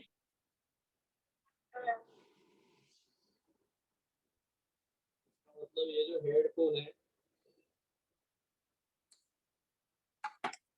इसके बारे में कुछ थोड़ा बहुत दिक्कत हो जाता होगा। अभी ठीक है आवाज? सब लोग बताओ मेरे को। हाँ सर। हाँ सर। अच्छा ठीक है, तो चलो मैं स्लॉथ के बारे में बात कर रहा था। ठीक है, स्लॉथ बचता कैसे होगा प्रीडेटर से, क्योंकि इतना स्लो एनिमल है ये। ठीक है, बहुत ही स्लो है। तो हाउ ये बचेगा कैसे, बता दो, कौन बता सकता है? ये क्या है, इसके बॉडी के ऊपर है ना एल्गी ग्रो होता है ना। इसके बॉडी के ऊपर आप देख रहे हो, सब लोग आराम से देखो, इसके हेयर ग्रीन कलर के दिखाई दे रहे हैं आपको, सबको देख लो, यस सर। ग्रीनिश हेयर दिखाई दे रहा है ना। तो why they are green, you know, because there is growth of algae. ठीक है, देखो जब बारिश आ जाए तो देखो ये एल्गी बहुत ज्यादा ग्रीन हो जाता है, तो जंगल भी ग्रीन हो जाता है। तो वैसे भी इनको बेटा कैमोफ्लेज मिलता है ट्री के ऊपर। जब पता है बारिश नहीं होती है, सूखा पड़ जाता है, पतझड़ होती है, तो बेटा ये ड्राई हो जाता है, एल्गी सूख जाता है और ये पूरा ब्राउन हो जाएगा, मतलब ये स्लॉथ भी पूरा ब्राउन दिखेगा। तो दोनों कंडीशन में बेटा ये अपने आप को थोड़ा सा छुपा सकता है, बात सही है ना। And that is what the point you all have to understand, कि यहाँ पे भी बेटा म्यूचुअलिज्म है, दोनों को भी बेनिफिट होता है। एल्गी को क्या फायदा होता है? एल्गी देखो ये बहुत ऊपर ऊपर पेड़ों के ऊपर चढ़ते हैं, स्लोली क्यों ना हो बट, और इसीलिए वो ज्यादा एम्पल लाइट ले पाते हैं। ठीक है, और इनके हेयर में ऑलरेडी ह्यूमिडिटी भरी रहती है, तो एल्गी को पानी भी मिलता है और सनलाइट भी मिलता है, और यहीं पे ये अपना पूरा लाइफ साइकिल पूरा करते हैं। ठीक है, स्पेशल एल्गी है, वो दूसरे कहीं पे नहीं मिलते, सिर्फ स्लॉथ के बॉडी के ऊपर मिलते हैं। आपको बात समझ में आ रही है? ठीक है, यस सर। तो इस तरह से मेरे प्यारे बच्चों, एल्गी बहुत ज्यादा जो है डाइवर्सिटी शो कर रहा है as compared to the habitat. वो फ्रेश वाटर में भी पाए जाते हैं, वो मरीन वाटर में भी पाए जाते हैं, वो जमीन के ऊपर भी मिलते हैं, वुड के ऊपर भी मिलते हैं, फंगस के साथ में एसोसिएशन में मिलते हैं, एनिमल्स के साथ एसोसिएशन में मिलते हैं। So that is what the drastic way you can see the algaes are there. ठीक है, इतनी जबरदस्त डाइवर्सिटी है। मैं आपको एक बढ़िया ही इंटरेस्टिंग पॉइंट यहाँ पे बताना चाहता हूँ। देखो बेटा, जो एल्गी ग्रीन होते हैं तो उनको हम लोग बोलेंगे कि ऑटोट्रॉफिक है, बट आपको मैं एक चीज बता दूं कि कुछ एल्गी है जो पैरासिटिक होते हैं। Some algae are parasitic. क्या मतलब है पैरासिटिक एल्गी का? मतलब definitely they are not doing photosynthesis, yes और नो, और वो दूसरे प्लांट्स के ऊपर या दूसरे ऑर्गेनिज्म के ऊपर सर्वाइव करते हैं। फॉर एग्जाम्पल, मैं यहाँ पे एग्जाम्पल लिख, तो बेटा यहाँ पे आपको एग्जाम्पल दे देता हूँ, है ना।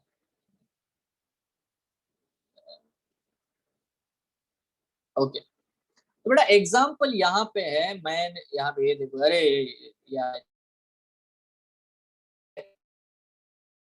स्लॉथ है, सेफिया ल्यूरियस नाम लिख के रख सकते हो आप लोग। अरे यार,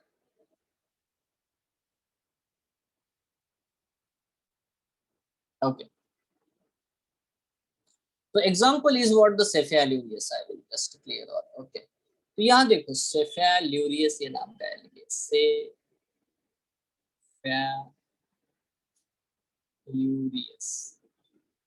ठीक है। तो ये जो सेफेलुरियस नाम का एल्गी है, ये आपको देखने को मिलता है टी प्लांट के ऊपर। It causes the disease red rust of,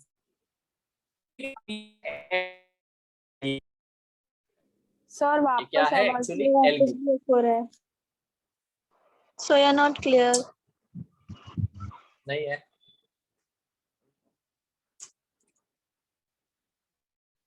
one minute.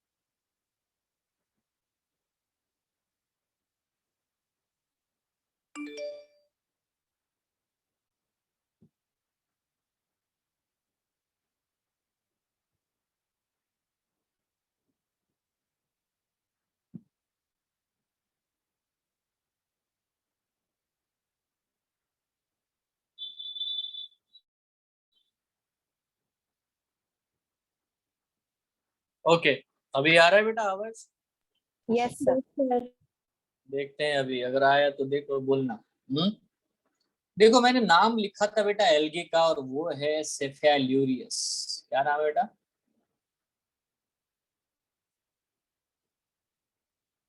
और ये क्या कॉज कराता है? It causes the red rust of T. अब ये आपको कभी कोई पूछे ना कि आप एक नाम बताओ, पैरासिटिक एल्गी का नाम बताओ, पैरासिटिक एल्गी, तो आप बता सकते हो। हाँ, पैरासिटिक एल्गी का नाम आप बता सकते हो, सेफेलुरियस ये एक है। एक और एल्गी है बेटा जो कल है ना, ये उसका नाम है हार्वियला, ठीक है। हार्वियला नाम का एल्गी है, ये एक्चुअली दूसरे जो रेड एल्गी होते हैं, ठीक है, उनके ऊपर पैरासिटिक होता है। It is parasitic on the other red algae, ठीक है। तो ये दो एग्जाम्पल आप बता सकते हो पैरासिटिक एल्गी के। सो इज इट क्लियर, है ना? क्या बेटा कोई एल्गी पैरासिटिक भी हो सकता है? तो आप बोलोगे yes sir, the answer is cephaleuros, red rust of tea. Tea plant के ऊपर बेटा रेड रस्ट नाम का डिसीज ये कॉज कराता है। दूसरा है बेटा harveyella, it is a red algae, ठीक है। Sorry, it is red algae but okay, it also develops on the other red algae, ठीक है। So that's it, that is what the simplest thing we have to understand. Okay, तो ये रहे बेटा habitat के बारे में, एल्गी के, एल्गी कहाँ कहाँ पाए जा सकते हैं उसके बारे में। आगे बढ़े क्या? आप लोगों ने लिखा क्या ये बच्चों, मेरे प्यारे बच्चों, लिखा बेटा ये? Yes, sir. Yes, sir. Okay, Yes, sir. तो बड़ा ही सुंदर है बेटा, कंसेप्ट सर देख लो यहाँ। हाँ बोलो। हार्वियला एक रेड एल्गी है। हाँ देखो, वो एक्चुअली कलरलेस होता है, बट देखो हम लोग क्या बोलते हैं ना, कैरेक्टरिस्टिक्स बाकी के जो भी मैच करते हैं उसके हिसाब से हम लोग फिर उसको, है ना, एल्गी है या नहीं है, ये भी हम लोग उसको क्लासिफाई करते हैं, ठीक है। Okay sir. अब देखो सबसे इंपॉर्टेंट बात है कि एल्गी बहुत सारे शेप और साइज में देखने को मिलते हैं। अब मजेदार बात ये है बेटा कि जब आप लोग बायोलॉजिकल क्लासिफिकेशन पढ़ते हो तो आपको पता है कि हम लोग जब भी एल्गी को पढ़ेंगे तो हम लोग 5 किंगडम सिस्टम के हिसाब से अगर देखेंगे तो बेटा कोई भी यूनिसेलुलर ऑर्गेनिज्म प्लांट में तो आएगा नहीं। इसीलिए हमारी एनसीईआरटी दोनों तरफ से सोचती है। अगर हम टू किंगडम सिस्टम जो कि लीनियस ने दिया था उसके हिसाब से सोचते हैं मेरे प्यारे बच्चों, ध्यान देना, अगर हम टू किंगडम सिस्टम जो कि लीनियस ने दिया था, लीनियस बस दो ही किंगडम मानता था, एक है प्लांटी एक है एनिमेलिया, बराबर, उसके हिसाब से बेटा ये प्लांटी में ही आ जाएंगे कौन बेटा, माइक्रोस्कोपिक यूनिसेलुलर एल्गी। बात समझ में आ रही है? बात समझ में आ रही है? उदाहरणार्थ बेटा यहाँ पे क्लैमाइडोमोनास है, Chlamydomonas is a unicellular algae. ये यूनिसेलुलर एल्गी है, बट ये यूनिसेलुलर होने के बावजूद बेटा यहाँ पे हमें समझना है, ठीक है, ये प्लांट किंगडम में है ना कि प्रोटिस्टा में। आयु बात समझ में? क्यों? विथ रिस्पेक्ट टू दी, बोलो, with respect to the two kingdom system classification, बराबर। उसके बाद बेटा कुछ कॉलोनियल फॉर्म्स होते हैं, फॉर एग्जांपल यहाँ पे वॉल्वॉक्स है, या तो बेटा फिलामेंटस फॉर्म्स होते हैं जैसे कि यूलोथ्रिक्स है या स्पाइरोगायरा है। तो मैं क्या करता हूँ, थोड़ा पेन एंड पेपर पे आपको बेटा इसके बारे में, है ना, अलग से बेटा इसको एक्सप्लेन करता हूँ। लेट्स डू हियर, सी, जब भी हम लोग size and structure of the algae के बारे में बात करते हैं, ठीक है, डिफरेंट साइज एंड स्ट्रक्चर, ठीक है,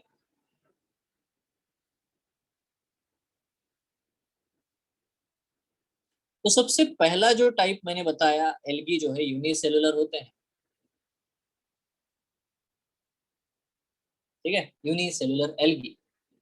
अब इसमें कुछ एल्गी जो है बच्चों मोटाइल होते हैं, मोटाइल मतलब एक जगह से दूसरी जगह जाते हैं, उदाहरणार्थ क्लैमाइडोमोनास, फॉर एग्जांपल क्लैमाइडोमोनास, ठीक है, क्लैमाइडोमोनास ये बेटा ऐसे होते हैं, ऐसे, और इनको ये देखो फ्लैजेला है, तो ये है ना मोटाइल, मोटिलिटी होती है क्योंकि फ्लैजेला है ना। But some algae, unicellular algae are non motile, non motile, for example chlorella, या फॉर एग्जांपल एसिटाब्युलारिया। ये एसिटाब्युलारिया तो बेटा गजब का सेल है यार, मतलब देखो ये ऐसा है, यहाँ पे ये इसको ऐसे लॉन्ग एक्सॉन है और इस तरह से, मतलब ऐसे, ठीक है। सो ये कैप होता है और यहाँ पे बेटा राइजोइड होते हैं इस तरह से। पता है एसिटाब्युलारिया को हम लोग क्या बोलते हैं? It is the largest single cell organism. कौन है रे? एसिटाब्युलारिया। क्या होता है? Largest single cell organism. समझ तो इसका मतलब क्या है? मैं आपको क्वेश्चन पूछूं, अभी आप बायोलॉजिकल स्टूडेंट हो तो इतना तो कोई भी पूछेगा, लार्जेस्ट सिंगल सेल क्या होता है बता दो। लार्जेस्ट सिंगल सेल तो हमको बताया था ostrich egg is the largest single cell, है ना, ऑस्ट्रिच एग।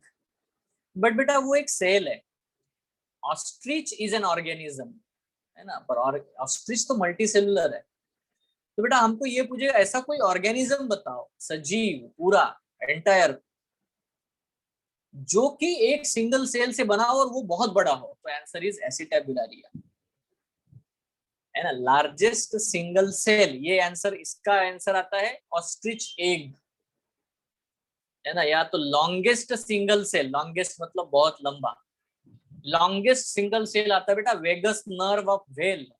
व्हेल है ना, whale is very very big animal, very big whale, it's a mammal, उसको फिश नहीं बोलता मैं। Whale is a very big aquatic mammal, very big, ठीक है, whale is not fish, understand this very clear. So whale इतना बड़ा होता है कि एंटायर हमारा पूरा क्लासरूम भी उसके अंदर, है ना, बैठ सकता है टोटली। तो मुद्दा ये आता है बेटा कि उसके पास जो वेगस नर्व होती है वो बड़ी लॉन्ग होती है, लॉन्गेस्ट सिंगल सेल। बट बेटा ये दोनों ही केसेस लॉन्गेस्ट सिंगल सेल या लार्जेस्ट सिंगल सेल है। ऑर्गेनिज्म अगर आप पूछेंगे longest largest single cell organism, तो बेटा आंसर आएगा एसिटाब्युलारिया। आंसर क्या आएगा बच्चों? एसिटाब्युलारिया। बात क्लियर है क्या? अरे समझ रहे हो? तो बेटा दो प्रकार के यूनिसेलुलर एल्गी बता दो, एक है मोटाइल, एक है नॉन मोटाइल। एग्जाम्पल क्या है मोटाइल का? क्लैमाइडोमोनास। नॉन मोटाइल का एग्जाम्पल बताओ, chlorella, acetabularia. Is it clear?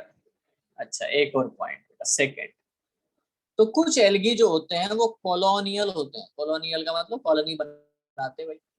और एग्जाम्पल आपको पता है, अब भी मैंने बताया था, कौन सा एग्जाम्पल था आपको याद अगर आता होगा तो, दैट इज द वॉल्वॉक्स।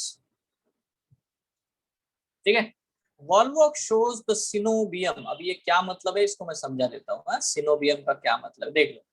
मान लेते बेटा ये एक कॉलोनी है, इस कॉलोनी में बहुत सारे इंडिविजुअल सेल्स होते हैं, ये सारे, ठीक है, ये सारे इंडिविजुअल सेल है। ठीक है, कितने हैं अगर हमने काउंट किया तो टोटल हो गया बेटा, मैं इसको काउंट मत करना, ठीक है, मैंने गिने नहीं, तो बोलते हैं 32 इंडिविजुअल सेल है इसमें। कितने बेटा? 32 इंडिविजुअल सेल। अभी क्या होता है, ये कॉलोनी को रिप्रोड्यूस करना होगा ना, रिप्रोडक्शन, तो ये क्या करते हैं, इसके अंदर एक छोटी कॉलोनी तैयार हो जाती है। ठीक है, इसको हम लोग बोलते हैं डॉटर कॉलोनी। और ये डॉटर कॉलोनी जब बड़ी हो जाएगी यहाँ से निकल करके, तो आप गिनोगे ना इसके अंदर कितने सेल है, तो आपको बेटा बड़ा ही अजीब लगेगा कि इस कॉलोनी में भी बेटा 32 ही है। मतलब पेरेंट कॉलोनी में अगर 64 इंडिविजुअल होते हैं तो बेटा डॉटर कॉलोनी में भी 64 होते हैं। So what is coenobium? तो बच्चों याद रखना, सिनोबियम का मतलब होता है ना, the colony with fixed number of individuals. तो जिस कॉलोनी में हमेशा बेटा इंडिविजुअल्स का नंबर फिक्स होता है, वो बदलता नहीं है।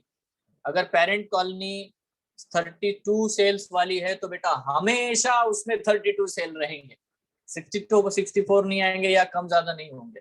तो इसको बेटा हम लोग बोलते हैं सिनोबियम। उसका बेस्ट एग्जांपल एल्गी है, वॉल्वॉक्स। क्लियर है क्या? यस, है ना? Yes, ये sir. एनसीईआरटी में दिया है डायग्राम हमको, विद डॉटर कॉलोनी चित्र दिया है उन्होंने, एक लिखा है, लेबल दिया है, पेरेंट कॉलोनी, डॉटर कॉलोनी, आपको दिख जाएगा। ये एनसीईआरटी में है इसीलिए मैं बता रहा हूँ। ठीक है, क्लियर? क्योंकि इसके ऊपर क्वेश्चन आएगा प्यारे बच्चों। नेक्स्ट है बेटा थर्ड वन। कुछ एल्गी जो होते हैं बच्चों वो होते हैं फिलामेंटस। अभी फिलामेंटस है मतलब धागे जैसे हैं, है ना? बट इनमें है ना दो टाइप हो सकते हैं, एक तो अनब्रांच्ड। अनब्रांच होते हैं फॉर एग्जांपल बेटा स्पाइरोगायरा, या तो बच्चों यूलोथ्रिक्स। ये जो एल्गी है स्पाइरोगायरा, यूलोथ्रिक्स, ठीक है। एंड बिल्कुल बेटा दिमाग में ये मत लाना याद कैसे रहेगा, ये मत सोचो, जस्ट जस्ट है ना, listen carefully, just you will, इतनी बार रिपीट होगा ऑटोमेटिक आपको याद हो जाएगा। ठीक है, सो अनब्रांच्ड स्पाइरोगायरा यूलोथ्रिक्स, करेक्ट है। ये अनब्रांच्ड है, ऐसे सीधे सीधे फिलामेंट, धागे धागे, है ना, देखो ये धागा धागा, ठीक है। Then second one, branched, branched algae for example chara. अब ये कारा है, कारा, CHARA, इट इज अ कारा, इट्स नॉट अ चारा, इट्स नॉट अ शारा, इट्स अ कारा, इसका प्रोनाउंसिएशन कारा। तो बेटा यहाँ पे थोड़ा सा ध्यान से देख लो, ये देखो ये है मेन एक्सिस, यहाँ पे ब्रांचेस आ गए, लो इस तरह से ब्रांचेस होती है इसको, ठीक है। तो इसीलिए इसको हम लोग ब्रांच्ड फिलामेंटस एल्गी कहते हैं। That's it, very good, done. इसके बाद आता है बेटा चौथा टाइप। चौथा टाइप है जिनको हम लोग बोलते हैं मैक्रोफिलामेंट्स। ठीक है, अभी मैक्रोफिलामेंट बहुत बड़े होते हैं यार, ये तो एकदम राक्षस है। ठीक है, मतलब कितना होता है, मतलब अगर समुद्र ओशन के अंदर ये ज्यादा करके पाए जाते हैं, they can grow above 100 meter. ठीक है, मतलब देखो 100 मीटर से भी ज्यादा बेटा उनकी हाइट या उनकी लेंथ हो सकती है। ठीक है, कभी आप लोगों ने नेशनल ज्योग्राफी या कोई भी ऐसा चैनल देखा होगा जिसमें लोग हमेशा समुद्र में है ना ड्रेस वेस पहन के कूद रहते हैं ना, कभी देखा है क्या? Have you seen that? Yes, if you have sir. Seen, Yes, तो sir. हमेशा ये ऑब्जर्व करना बेटा, जब भी वो पानी में जाते हैं बहुत डेप्थ में, तो उनके आजू बाजू में बहुत बड़े बड़े, ऐसे लगता है कि किसी ने लाल कलर के या हरे कलर के पर्दे लगाए हैं और उनमें से बीच में ये तैर रहे हैं। तो ये जो होते हैं बहुत बड़े बेटा, बहुत ही बड़े साइज में एल्गी होते हैं वो। उनको बेटा हम लोग मैक्रोफिलामेंट कहते हैं। आपको पता है, जो बहुत बड़े शिप्स होते हैं, बहुत बड़े बड़े शिप्स होते हैं, इवन जो बर्मुडा ट्रायंगल वाली जो मिस्ट्री है, उसका एक कारण इनको भी माना गया था, ठीक है।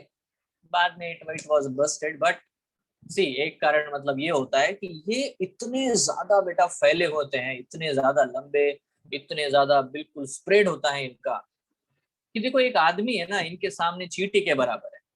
It's they are very and we are very small in front of them. आप समझो ना यार, 1 मीटर कितना होता है, 100 मीटर कितना हो सकता है, कैन यू इमेजिन। अभी आप जिस रूम में बैठा वो हो सकता है 4 मीटर या 5 मीटर, इतना बड़ा हो सकता है मैक्सिमम, आपकी आप जिस रूम में बैठे हो, ठीक है। बेटा आप सोचो ना, 100 मीटर ह्यूज, यस। तो इतने बड़े बड़े एल्गी होते हैं, एंड दैट इज कि ये जो बड़े बड़े शिप्स होते हैं ना, बड़े बड़े जहाज, उनके नीचे है ना, नीचे ऐसे आरे लगे होते हैं, रोटर्स, पता है रोटर्स लगे होते हैं, आप कभी देखना, ठीक है। आपको देखने का मौका मिले तो वो रोटर क्या करते हैं बेटा, नीचे से बेटा जब भी कोई सामने चीज आती है, जैसे आइसबर्ग्स आते हैं या कुछ, या एल्गी आते हैं, इनको काटते चले जाते हैं, है ना, they will cut, they are the cutters, yes, ठीक है। सो देयर आर, है ना, वेरी ह्यूज। आप इमेजिन करो, एल्गी का डाइवर्सिटी समझो आप, यूनिसेलुलर, एक सिंगल सेल बेटा, एक सिंगल सेल एल्गी से ले करके यूज मोर देन 100 मीटर, क्या है यार डाइवर्सिटी, खतरनाक। आप समझ रहे हो, है ना। So this way you have to understand कि ये डाइवर्सिटी आप लोग पढ़ रहे हो। एग्जाम्पल क्या है, जैसे कि सारगैस्टम, या तो बेटा जैसे कि फ्यूकस, ये सब एक्सेट्रा, ये जो सारे एल्गी है, these are all macrofilament, very huge, very large. Easy है, इजी है ना, ठीक है, आसान है, नाम ज्यादा मुश्किल नहीं है। देखो स्पायरोगायरा, यूलोथ्रिक्स, कारा, है ना। अब ये नाम आपको बाद में भी याद हो जाएंगे, कोई प्रॉब्लम नहीं है। बता सकते हो मोटाइल एल्गी का नाम बता दो यहाँ पे, क्लैमाइडोमोनास। नॉन मोटाइल का नाम बता दो, क्लोरेला। ये ना क्लोरेला, इसको आप पढ़ोगे, हाँ, हम फोटोसिंथेसिस चैप्टर पढ़ेंगे ना, तब क्लोरेला आएगा, क्लोरेला मेंशन होगा, ठीक है, तभी एल्गी ये यूज होगा। क्लोरेला है, और एक यूनिसेलुलर स्टेंडेस्मस है, बहुत सारे नाम है, ठीक है। अच्छा मुझे बता सकते हो लार्जेस्ट सिंगल सेल ऑर्गेनिज्म कौन है, प्रोनाउंसिएट करो तो क्या है ये, एसिटाब्युलारिया, ठीक है। अच्छा सिनोबियम क्या चीज होती है, कौन से एल्गी में देखने को मिलता है, Volvox. What is the coenobium, number of individuals is fixed in a colony, that is a synovium, बराबर है। फिलामेंटस में ब्रांच्ड एल्गी बता दो, एक ब्रांच जिसमें ब्रांचेस होती है, आंसर क्या है, अरे ब्रांच्ड, अनब्रांच्ड नहीं, ब्रांच्ड, खारा, ठीक है। And then there is suppose macrofilament above 100 metre, बहुत है बेटा, बहुत ह्यूज ह्यूज एल्गी होते हैं, केल्प, सार्गैस्सम, फ्यूकस, ये बहुत ह्यूज है बेटा। तो इनको हम लोग बोलते हैं बेटा, है ना, macrofilaments, very huge algaes, that's it. This is what the diversity. तो अगर आप हैबिटेट के हिसाब से देखो तो भी बेटा अलग अलग प्रकार है, मोड ऑफ न्यूट्रिशन के हिसाब से भी थोड़े बहुत डिफरेंसेस आपको देखने को मिलेंगे। डन, इतना क्लियर हो गया। Yes, Yes, sir. yes, sir. ये लिखा सबने, Yes, sir. बहुत Yes, बढ़िया, sir. बहुत बढ़िया। चलो अभी हम लोग स्लाइड्स के ऊपर चलते हैं, यहाँ पे आते हैं। तो देखो ये देखो एनसीईआरटी के एग्जांपल, ये वॉलवॉक्स आपको दिखाई दे रहा होगा यहाँ पे। आप देख रहे हो एक कॉलोनी में ग्रीन ग्रीन कुछ और भी छोटे छोटे बॉल दिख रहे हैं आपको, ये देखो ये वाला दिख रहा है क्या, Yes, sir. Yes, sir. ये क्या है पता है, ये है डॉटर कॉलोनीज।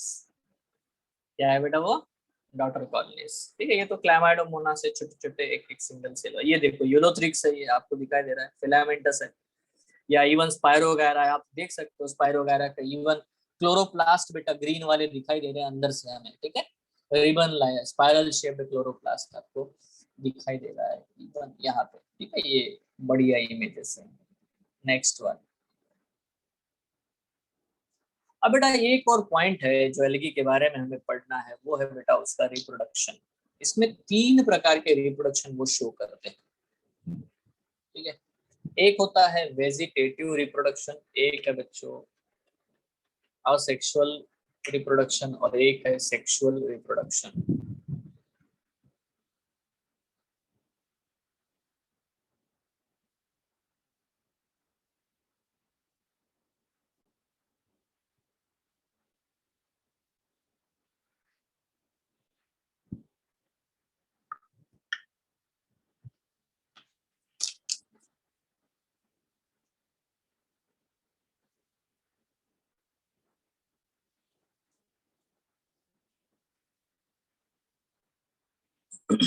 ठीक, let's draw it yes on the notes. तो जब भी हम लोग रिप्रोडक्शन के बारे में बात करेंगे ना एल्गी के ये देखो,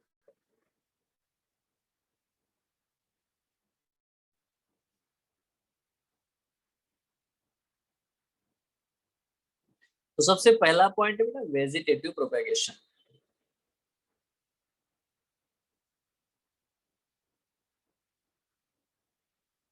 तो इसका मतलब क्या है ना, वेजिटेटिव प्रोपेगेशन का मतलब होता है कि ऐसा कोई भी पार्ट जो एक्चुअली रिप्रोडक्शन के लिए बना नहीं है, बट है ना, जैसे कि स्टेम से प्लांट बन जाएगा, रूट से प्लांट बन जाएगा, लीफ से, तो ऐसा।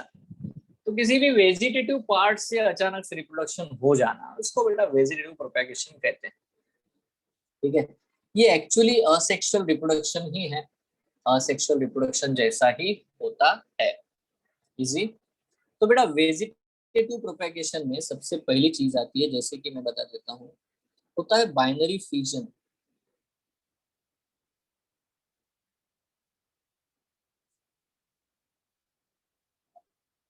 अब बाइनरी फ्यूजन आपको कहाँ देखने को मिलेगा, किसी भी यूनिसेलुलर एल्गी में ही देखने को मिलेगा, है ना। कोई भी एक सिंगल सेल होगा, वो बीच में टूट जाएगा, 2 हिस्से बना देगा, 2 ऑर्गेनिज्म, ठीक है। तो ये बहुत ही नॉर्मल है। दूसरा है बेटा, उसको बोलते हैं हम लोग बडिंग, ठीक है। अभी देखो यूनिसेलुलर बडिंग आती है, यूनिसेलुलर बडिंग मतलब एक सिंगल सेल है, इसके ऊपर छोटा अनइक्वल डिवीजन होगा, ये भी आपको यूनिसेलुलर सेल में देखने को मिलेगा, मतलब यूनिसेलुलर एल्गी में आपको देखने को मिलेगा ठीक है। तीसरी बात आती है बेटा, वो है फ्रेगमेंटेशन, ठीक है। फ्रेगमेंटेशन हमेशा बेटा फिलामेंटस एल्गी में आपको देखने को मिलेगा।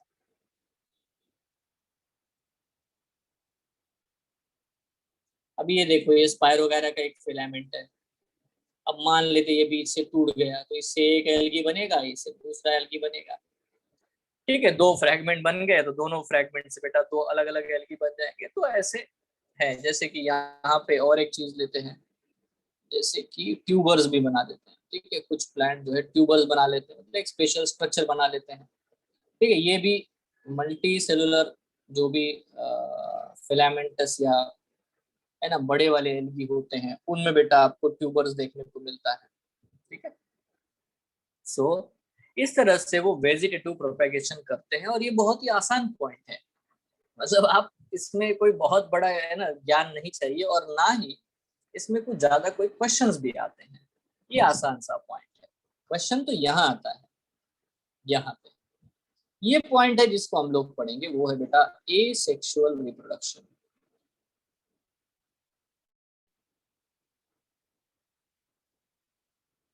ठीक है। अब जो असेक्सुअल रिप्रोडक्शन में होता क्या है पता है, एक्चुअली यहाँ पे होता है बच्चों स्पोरोजेनेसिस। अब ये क्या मतलब है स्पोरोजेनेसिस का, स्पोरोजेनेसिस का क्या मतलब है बता दो। स्पोर फॉर्मेशन, करेक्ट है ना, स्पोर बनाते हैं, असेक्सुअल स्पोर, ठीक है। अब देखो 2 प्रकार के स्पोर्स बनते हैं, कभी कभी जो स्पोर्स होते हैं वो होते हैं बेटा, उनके बारे में अगर हम लोग बात करें, तो spores can be the motile asexual spore,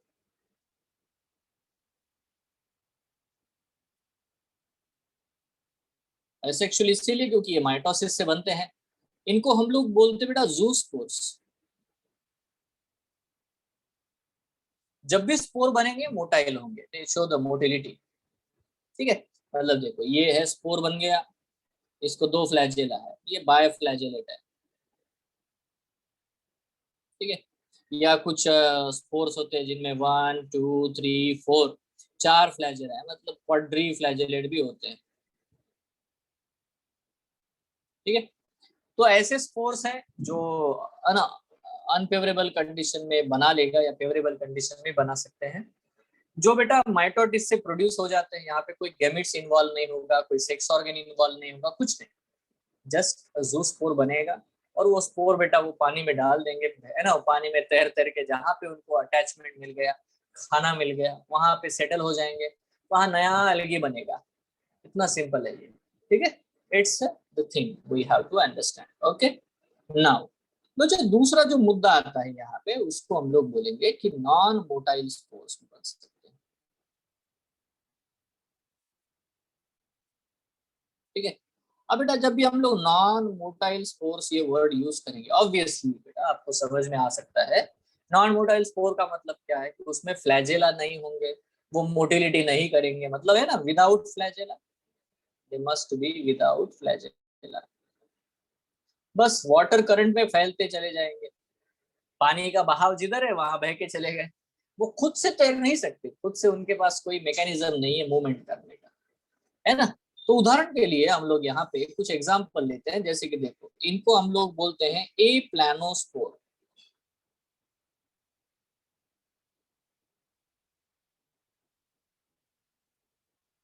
देखो जो भी मोटिलिटी होती है ना उसको हम लोग कहते हैं प्लानो, तो इनको जूस्पोर को हम लोग प्लानोस्पोर कहते हैं। प्लानोस्पोर का मतलब है जो कि मोटाइल है, तो बेटा डेफिनेटली ये क्या होगा रे, ए प्लानोस्पोर का मतलब क्या होगा, ये मूवमेंट नहीं करता बट असेक्सुअल स्पोर है, ठीक है।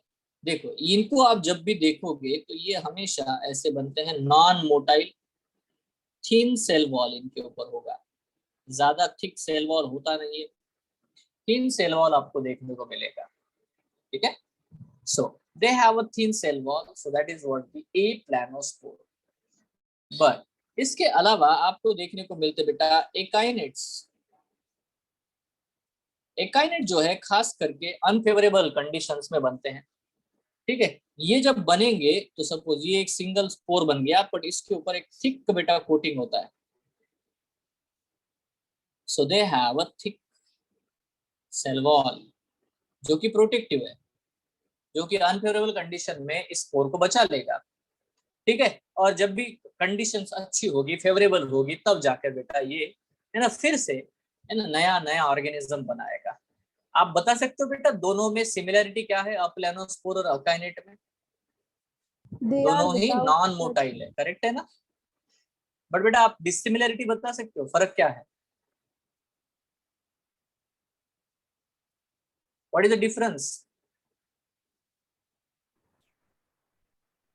डिफरेंस है thin cell wall and thick cell wall, cell wall है ना थिकनेस का, ये डिफरेंस है, समझ रहे हो। नॉर्मल है, ये दोनों ही असेक्सुअल स्पोर है, दोनों ही नॉन मोटाइल स्पोर है, दोनों ही माइटोसिस से बनते हैं, दोनों ही अनफेवरेबल कंडीशन में बनते हैं। तीसरा होता है हाइप्नोस्पोर।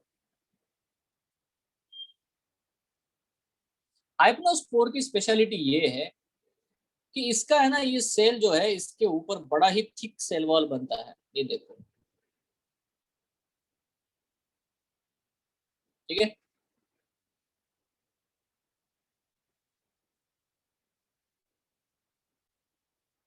बट इसकी एक और कैरेक्टरिस्टिक है कि इसके अंदर का जो साइटोप्लाज्म होता है ना, जो कंटेंट है जो अंदर है इसके, वो भी बेटा एकदम से जम सा जाता है, that is what the condensed protoplasm. मतलब ये जो हाइप्नोस्पोर होते हैं ये बहुत ज्यादा दिनों तक बेटा अनफेवरेबल कंडीशन, मतलब इनकी लॉन्गेविटी है ना, विथ है ना लॉन्गेविटी, लॉन्गेविटी का मतलब है बेटा कि ये बहुत दिनों तक, मतलब मान लो एक एक साल तक अगर अगर पड़े रहे, ठीक है, तब भी इनको कुछ नहीं होगा, और बेटा जैसे ही फेवरेबल कंडीशन आ जाएगी तभी ये जर्मिनेट होंगे और उनसे नया एल्गी बनेगा। तो that is called as what the hypnospore. आपको समझ में हाइप कर देता है एकदम से, एकदम बहुत ज्यादा दिनों तक टिका हुआ रहेगा, तो उतने दिन तक अकाइनेट्स टिकते नहीं है, क्योंकि अकाइनेट्स के अंदर का जो प्रोटोप्लाज्म है ना वो जिंदा रहता है, वो ज्यादा कंडेंस नहीं होता, थिक नहीं होता। बट इनके केस में, हाइप्नोस्पोर्स के केस में बेटा, ये थोड़े से बड़े होते हैं, इनके अंदर का जो इवन साइटोप्लाज्म कंटेंट है, लिविंग मैटर जो है वो भी बेटा कंडेंस्ड हो जाता है, मतलब कंप्लीटली ये अपने आप को रेस्टिंग स्टेज में डाल देता है कंप्लीट। ठीक है, क्या आपको डिफरेंस समझ में आ रहा है तीनों के बीच में? Yes, sir. ठीक है, फिर से बेटा वॉइस ब्रेक हो रहा है क्या? No, sir. नहीं, बढ़िया है, बहुत ही बढ़िया है। चलो अभी आते हैं बेटा चौथी चीज पर, फोर्थ कंसेप्ट। फोर्थ है बेटा जिसको हम लोग बोलते हैं ना पामेला स्टेज।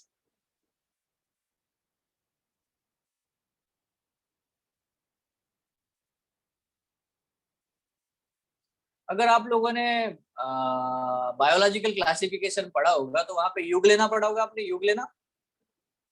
युगलेना में भी बेटा आपको ये पामेला स्टेज देखने को मिलती है। देखो होता क्या है इसमें, जो सेल होता है ना, मेन सेल, अभी ये देखो ये ओरिजिनल लिविंग ऑर्गेनिज्म है और इसके अंदर एक ही न्यूक्लियस है। क्या करता है ये, जैसे ही इसमें प्रॉब्लम आ जाएगा, मतलब देखो पानी सूख गया, तालाब पूरा सूखने वाला है ना, उस समय क्या होता है कि ये थोड़ा अपना साइज बढ़ा लेते हैं।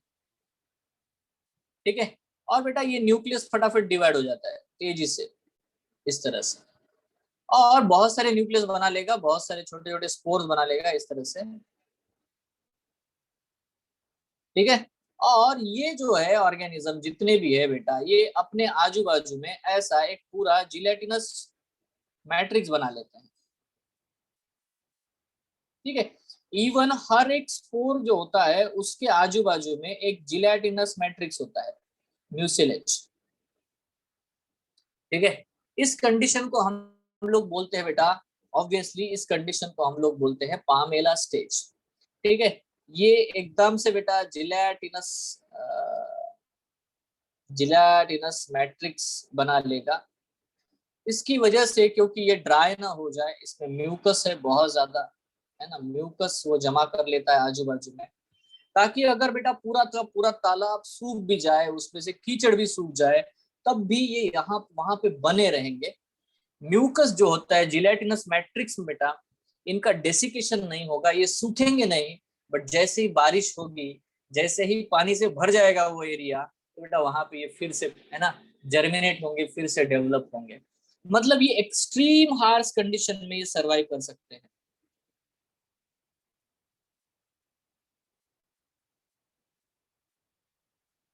तो देखो कहने के लिए, बताने के लिए बहुत है, मेरे पास बहुत डेटा है, बट जितना ज्यादा बताऊंगा उतना कम है। हमारी एनसीईआरटी आपसे क्या एक्सपेक्ट करती है? आपसे एक्सपेक्ट सिर्फ जूस पोर्स कर, जूस पोर लिखता है वो, बस, बाकी कुछ नहीं। अगर आप इवन फंगस के बारे में पढ़ोगे तो वहां पे आपको ए प्लानोस्पोर टर्मिनोलॉजी देखने को मिलेगी। आपको डिफरेंस पता होना चाहिए प्लानोस्पोर और एप्लानोस्पोर के बीच में। बाकी मैंने एकाइनेट, हाइपनोस्पोर और पामेला स्टेज ये भी आपको बता दिया। तो आई होप आपको बिल्कुल क्लियर होगा और आपने लिखा भी होगा शायद इसको। यस और नो बोलो। Yes, sir. Yes, sir. Yes, कोई डाउट है तो पूछो, एकदम एकदम जोश में रहो, ऐसा कुछ भी नहीं है, कोई प्रॉब्लम नहीं है। ठीक है, सर म्यूकस मतलब? म्यूकस देखो, म्यूसिलेज जो होता है, म्यूसिलेज, है ना, देखो हम हमेशा ये सोचते हैं कि हमारे बॉडी में भी हर जो भी पैसेज होता है, हमारा ओपनिंग्स है, नॉस्ट्रिल है, ठीक है, यूरोइनोजेनाइटल ओपनिंग्स है, माउथ है, माउथ के अंदर भी बेटा बहुत सारा म्यूसिलेज होता है, सलाइवा में भी म्यूसिलेज है, जहां बेटा चिपचिपे पदार्थ होते हैं, है ना, वो, है ना, बिल्कुल डेफिनेटली हमारे ऑर्गन्स को ड्राई नहीं होने देगा, डेसिकेशन नहीं होने देगा। Yes, yes sir. करेक्ट है, ओके। तो बेटा इस तरह से आप लोगों को चीजें देखने को मिलती है ना। बहुत सारे अलग अलग प्रकार के बेटा स्पोर्स वगैरह आपको देखने को मिलते हैं। That is what the simplest thing we have to understand. Now आते हैं लास्ट पॉइंट की तरफ, और वो है बेटा सेक्सुअल रिप्रोडक्शन इनमें होगा जो, उसके बारे में बात करते हैं।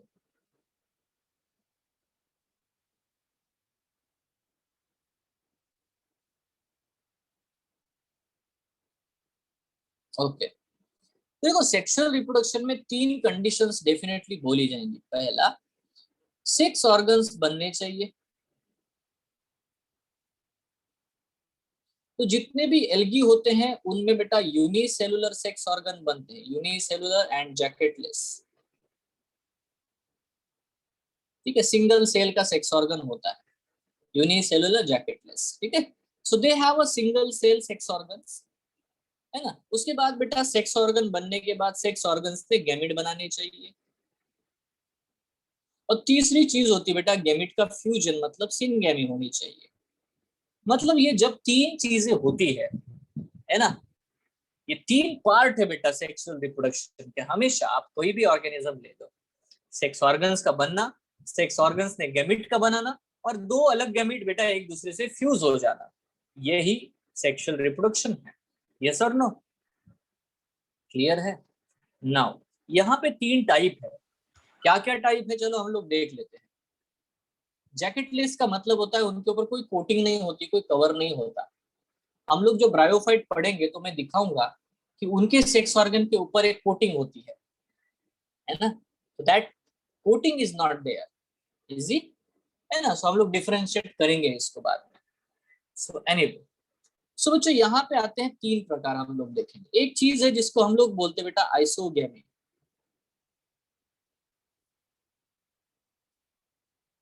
अभी आइसोगैमी का मतलब होता है गैमेट्स जो होते हैं, गैमेट्स आर आइडेंटिकल या सिमिलर बोल सकते हो आप लोग।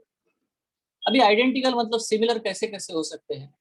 गैमेट्स में भी जैसे कि मॉर्फोलॉजिकली सिमिलर होंगे, ठीक है, खास करके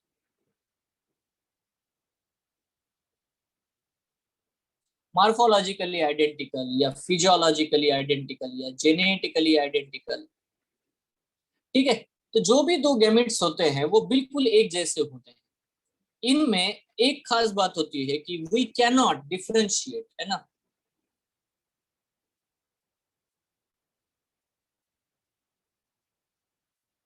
as male and female gamete, यहाँ पे दोनों गैमेट एक जैसे हैं, इसीलिए किसी को भी हम लोग मेल या फीमेल गैमेट नहीं कहते।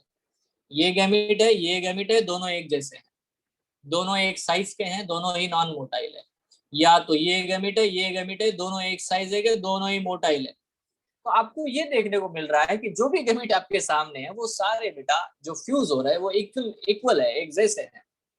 तो हम लोग है ना इनको मेल फीमेल नहीं कहते, ज्यादा से ज्यादा इनको हम लोग प्लस माइनस ट्रेन कह लेते हैं। प्लस है कोई माइनस है, बस इतना ही।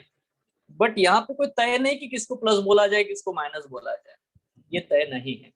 क्योंकि गैमेट जो है एकदम बेटा सिमिलर टाइप के, इसको हम लोग बोलते हैं आइसोगैमी। ठीक है, इसको याद करने के लिए मैंने यहाँ पे ट्रिक बना के रखा हुआ है, आई सेक्यू। ठीक है, हम लोग बोलते हैं कि India is a secular country. So what it means? ठीक है, SECU। देखो, S फॉर द स्पाइरोगायरा, तो स्पाइरोगायरा में आइसोगैमी होती है। E फॉर द एक्टोकार्पस, बेटा एक्टोकार्पस ये नाम मैंने हैप्लोडिप्लॉइडिक लाइफ साइकिल पढ़ाया था तभी बताया था। C for the Chlamydomonas and U for the Ulothrix. आसान है, ठीक है। तो बेटा स्पाइरोगायरा, एक्टोकार्पस, क्लैमाइडोमोनास, यूलोथ्रिक्स, ये जितने भी स्पीसीज आपको दिखाई दे रहे हैं ये सारे है ना, ये सब आइसोगैमी शो करते हैं। Is it clear? ठीक है, उसके बाद एक और पॉइंट आता है सेकंड, जिसको हम लोग बोलते हैं बेटा एन आइसोगैमी।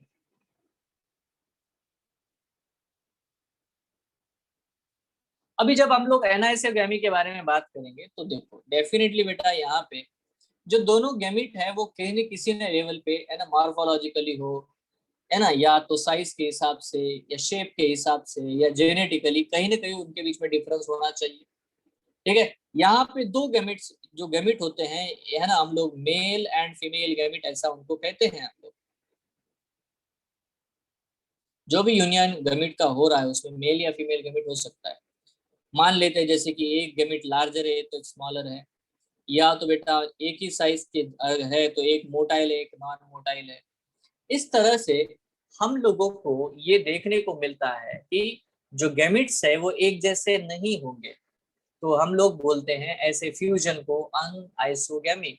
और यहाँ पे हम लोग जस्टिफाई कर सकते हैं कि एक को हम लोग मेल गैमेट कहे और दूसरे को हम लोग फीमेल गैमेट कह सकते हैं। ठीक है, इट्स क्लियर है ना। हमारी एनसीईआरटी में एनाइसोगैमी के लिए एग्जाम्पल जो दिया है वो है बेटा यूडोरिना।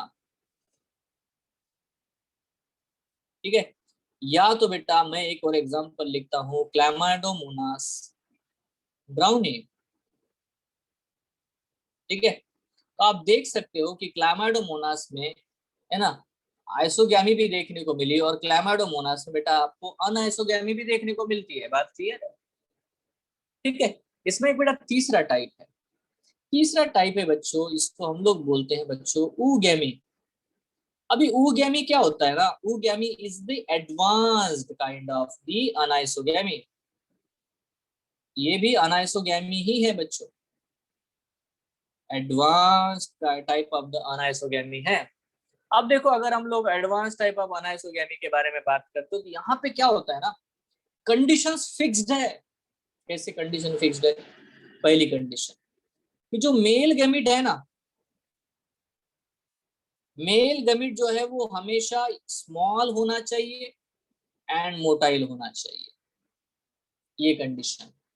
दूसरी ये कंडीशन बेटा बच्चों, जो फीमेल गैमिट होता है ना, फीमेल गैमिट वो कैसा होना चाहिए? Female gamete should be large in size and static. Static मतलब नॉन मोटाइल। फिक्स है कंडीशन, ऐसा ही होना चाहिए।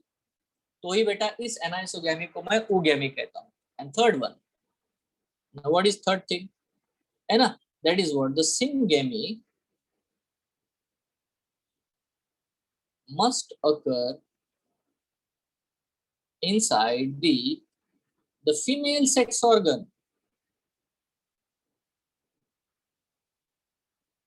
ठीक है, यहाँ पे बेटा ये कंडीशंस है, तीन कंडीशंस है बच्चों। मेल गैमेट स्मॉल या मोटाइल होगा, female gamete large and static होगा, और सिंगैमी जो होती है फर्टिलाइजेशन वो हमेशा फीमेल सेक्स ऑर्गन के अंदर ही होना चाहिए। अगर आपको इसको समझना भी है ना तो आप ह्यूमंस का भी एग्जांपल ले सकते हो। If you study in case of the human beings, you can find out that the male gamete, that is a sperm, is always very small in size and always motile, and the egg cell is very large in size and static। और तो और बेटा जो fertilisation होता है वो uterus के अंदर जो फैलोपियन ट्यूब है वहां जाकर के फर्टिलाइजेशन होता है। ये सर नो, ये सर, ठीक है। तो ये डेफिनेटली बेटा ये ऊगैमी ही है, जो कि प्लांट्स में हम लोग टर्म यूज करते हैं ऊगैमी। ठीक है, इवन अगर आपने कभी देखा होगा सेल को हम लोग, एक सेल को हम लोग ओवा कहते हैं, ओवा।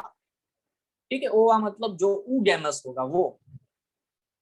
Clear, large size of the cell, that is what the point. आप लोग देखो एक सेल हमेशा बेटा किसी भी ह्यूमन बीइंग्स में हो या एनिमल्स में, आप देखो किसी भी एनिमल में लार्जेस्ट सेल जो होता है बॉडी का वो एग सेल ही होता है। समझ रहे हो आप, है ना। लार्जेस्ट सेल जो होता है बॉडी का वो होता है फीमेल के अंदर, वो है egg cell. Egg cell is the largest cell. Even अभी मैंने आपसे पूछा था, बताओ लार्जेस्ट सेल कौन सा है दुनिया का, तो आंसर क्या आता है? Ostrich egg cell. करेक्ट है ना? क्या बेटा? तो देखो यहाँ पे बच्चों, यहाँ पे नोटिस करना है कि है ना, इनमें से कोई भी तीन में से दो भी कंडीशन फॉलो होती है तब भी हम लोग उसे ऊगैमी कहते हैं। तब भी उसे हम लोग क्या कहते हैं? ऊगैमी कहते हैं। ऊगैमी के एग्जाम्पल है जैसे कि वॉलवॉक्स, या तो बेटा सार्गेसम, या तो बेटा फ्यूकस। ठीक है, या तो बेटा क्लैमाइडोमोनास, क्लैमाइडोमोनास कॉक्सीफेरा।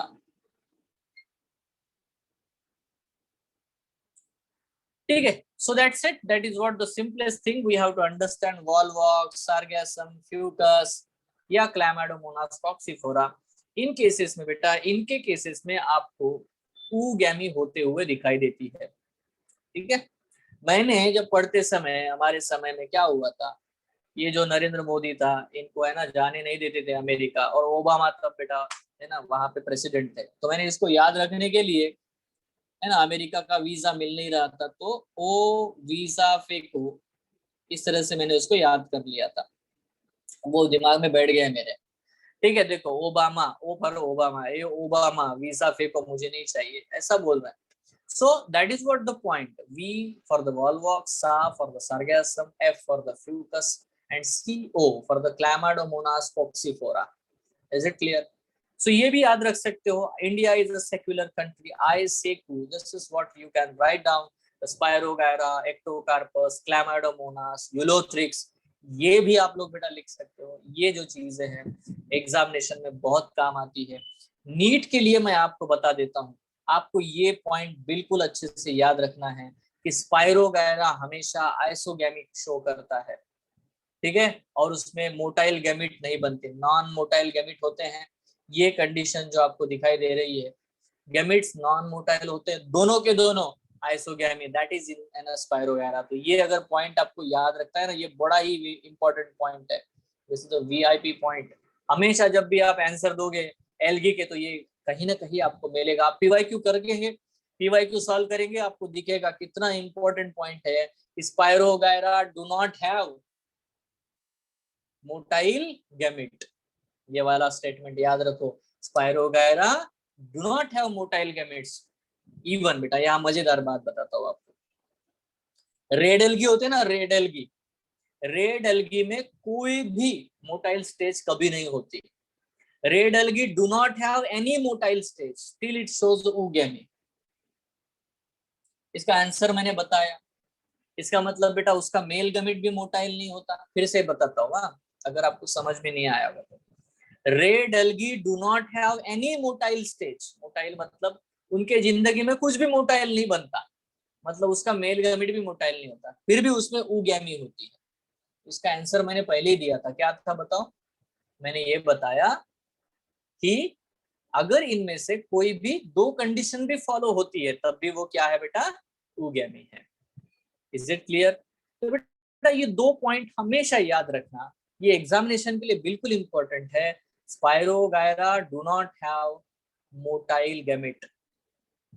और दूसरा मुद्दा है red algae do not have any motile stage. ये दो पॉइंट बहुत अच्छे से पता रखना, आपको नीट में जो भी क्वेश्चन आएगा एल्गी से रिलेटेड वो जल्दी से सॉल्व हो जाएगा। Is it clear? क्या दो पॉइंट है? वीआईपी पॉइंट है बेटा एल्गी के, याद रखने वाले। पहला पॉइंट क्या है? स्पाइरोगायरा, स्पाइरोगायरा, अरे बोलो ना, स्पाइरोगायरा, बिल्कुल ये तो याद होना ही चाहिए। और दूसरा पॉइंट क्या है? Red algae do not have any motile stage, any motile stage, कोई मोटाइल स्टेज उनके जिंदगी में नहीं होती। अगर ये दो पॉइंट भी आपको याद हो गए, चलो अगर मैं आपसे पूछता हूँ आई सेकू, ये क्या है बेटा? ये क्या निमोनिक है? आई सेकू क्या निमोनिक है? आइसोगेमी कहाँ पे होता है? स्पाइरोगायरा में, एक्टोकार्पिस में, क्लामाइडोमोनास में, यूलोथ्रिक्स में। इनमें बेटा क्या होता है? ऑब्वियसली है ना, देखो यहाँ पे देखो oogamete, वॉल्वॉक्स, सार्गैसम, फ्यूकस, कॉक्सिफेरा। वॉल्वॉक्स का भी क्वेश्चन एक बार आ चुका है। सो सी ये सारे क्वेश्चंस आते हैं नीट में, इनको अच्छे से याद रखना पड़ेगा, है ना। वो धीरे धीरे बिल्कुल, मतलब जितनी बार रिवीजन करोगे उतना बेटा ये याद हो जाता है। इजी है, नॉर्मल है, बहुत सिंपल। एक मैं क्वेश्चन पूछूंगा, आप ऐसे एल्गी का नाम बताओ जिसमें आइसोगैमी, अनाइसोगैमी और oogamete ये तीनों कंडीशंस आपको देखने को मिलते हैं। ऐसा जिनस बताओ। क्लैमिडोमोनास। कौन है यहाँ पे? ये देखो, ये है क्लैमाइडोमोनास, यहाँ पे भी है क्लैमाइडोमोनास, अनाइसोगैमी में भी है, और बेटा क्लैमाइडोमोनास आइसोगैमी में भी है। तो बेटा यहाँ पे ये हो गया रिप्रोडक्शन के बारे में, ठीक है। क्या है बच्चों? रिप्रोडक्शन। तीनों चीजें बताई, vegetative propagation, asexual reproduction as well as what the sexual reproduction. तो बेटा ये लिखा है क्या आपने? Have you note down? Yes सबने लिखा है, सबने लिखा है। देखो मतलब एल्गी का बहुत सारा है ना, हमारा जो पोर्शन है वो रेडी हो चुका है।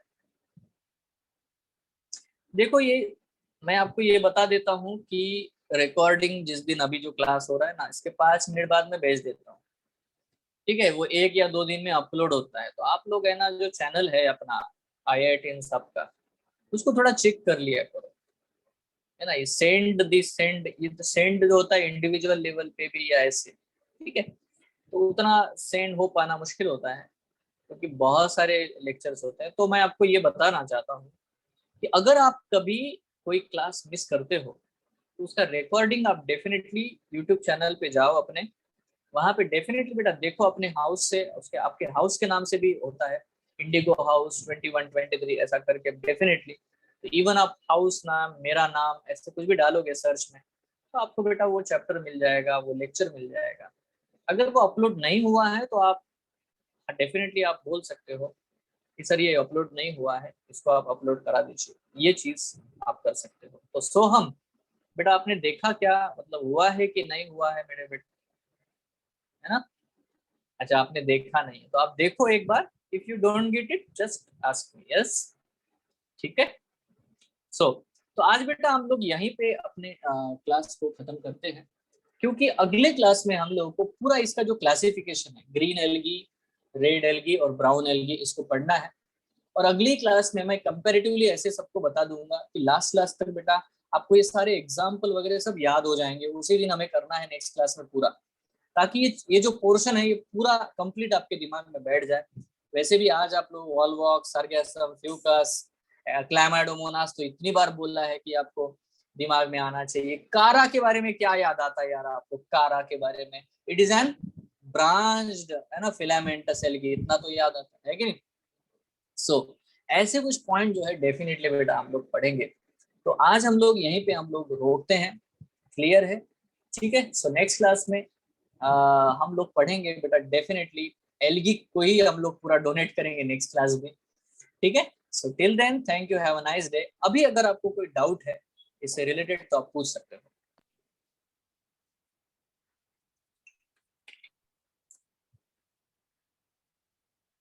सर डाउट नहीं है, लेकिन ये सब बहुत कंफ्यूज हो रहा है।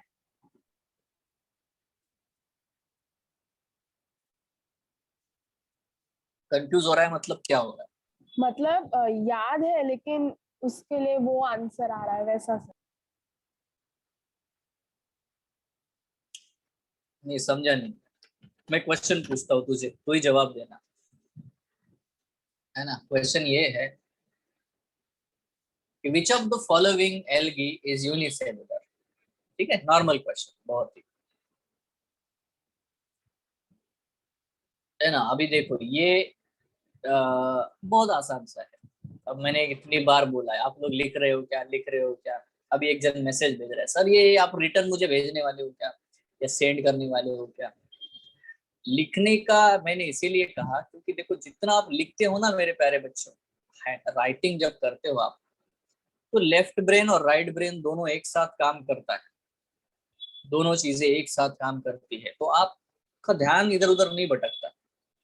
जब आप सिर्फ सुनते बैठोगे ना, just you will listen it, तो डेफिनेटली बेटा कुछ हमारा जो भी होता है ना 10 या 15 मिनट का कंसंट्रेशन रहता है, उसके बाद चला जाता है, मेरा तो चला जाता है, मुझे पता है, मैं ज्यादा देर तक हर, है ना, इवन मूवी में भी सारे डायलॉग नहीं सुनता, ठीक है।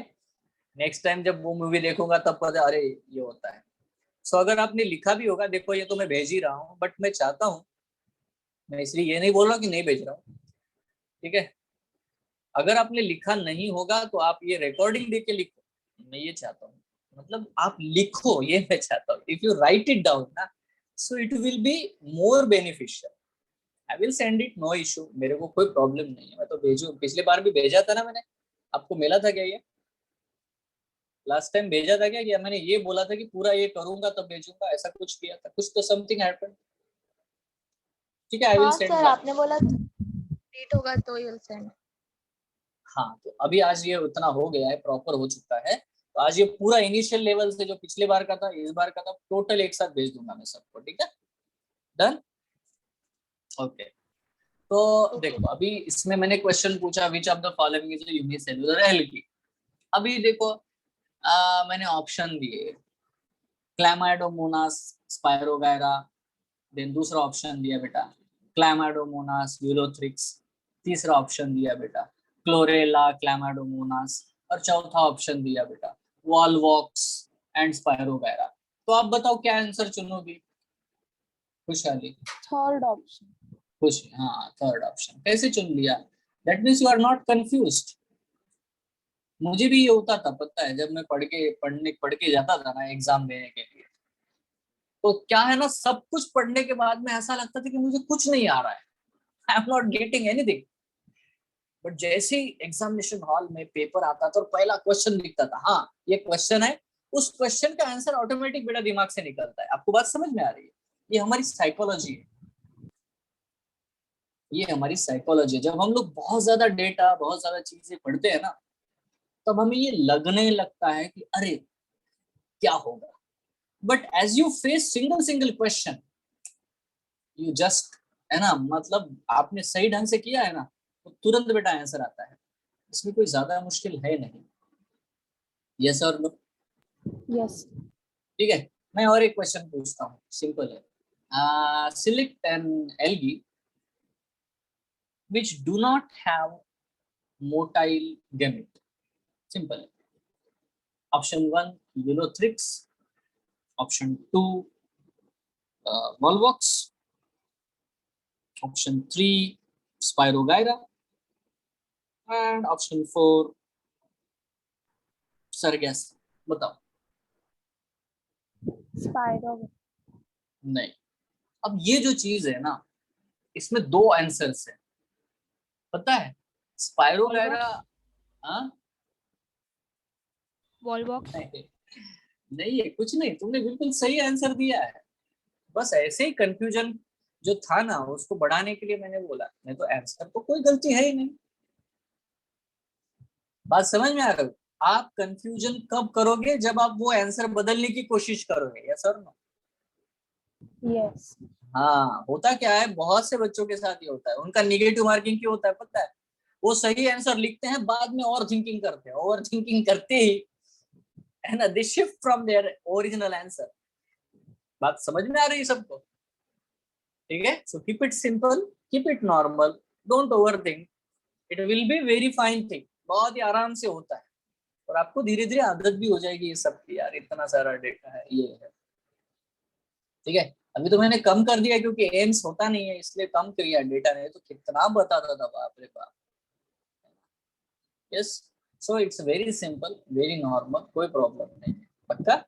सो जैसे ही क्वेश्चन दिखेगा आपका कंफ्यूजन सॉल्व हो जाएगा, अगर आपको आपने वो सही ढंग से पढ़ा है तो, है ना। अगर आपने सही ढंग से वो नहीं पढ़ा है तो फिर बेटा कंफ्यूजन बना रहेगा।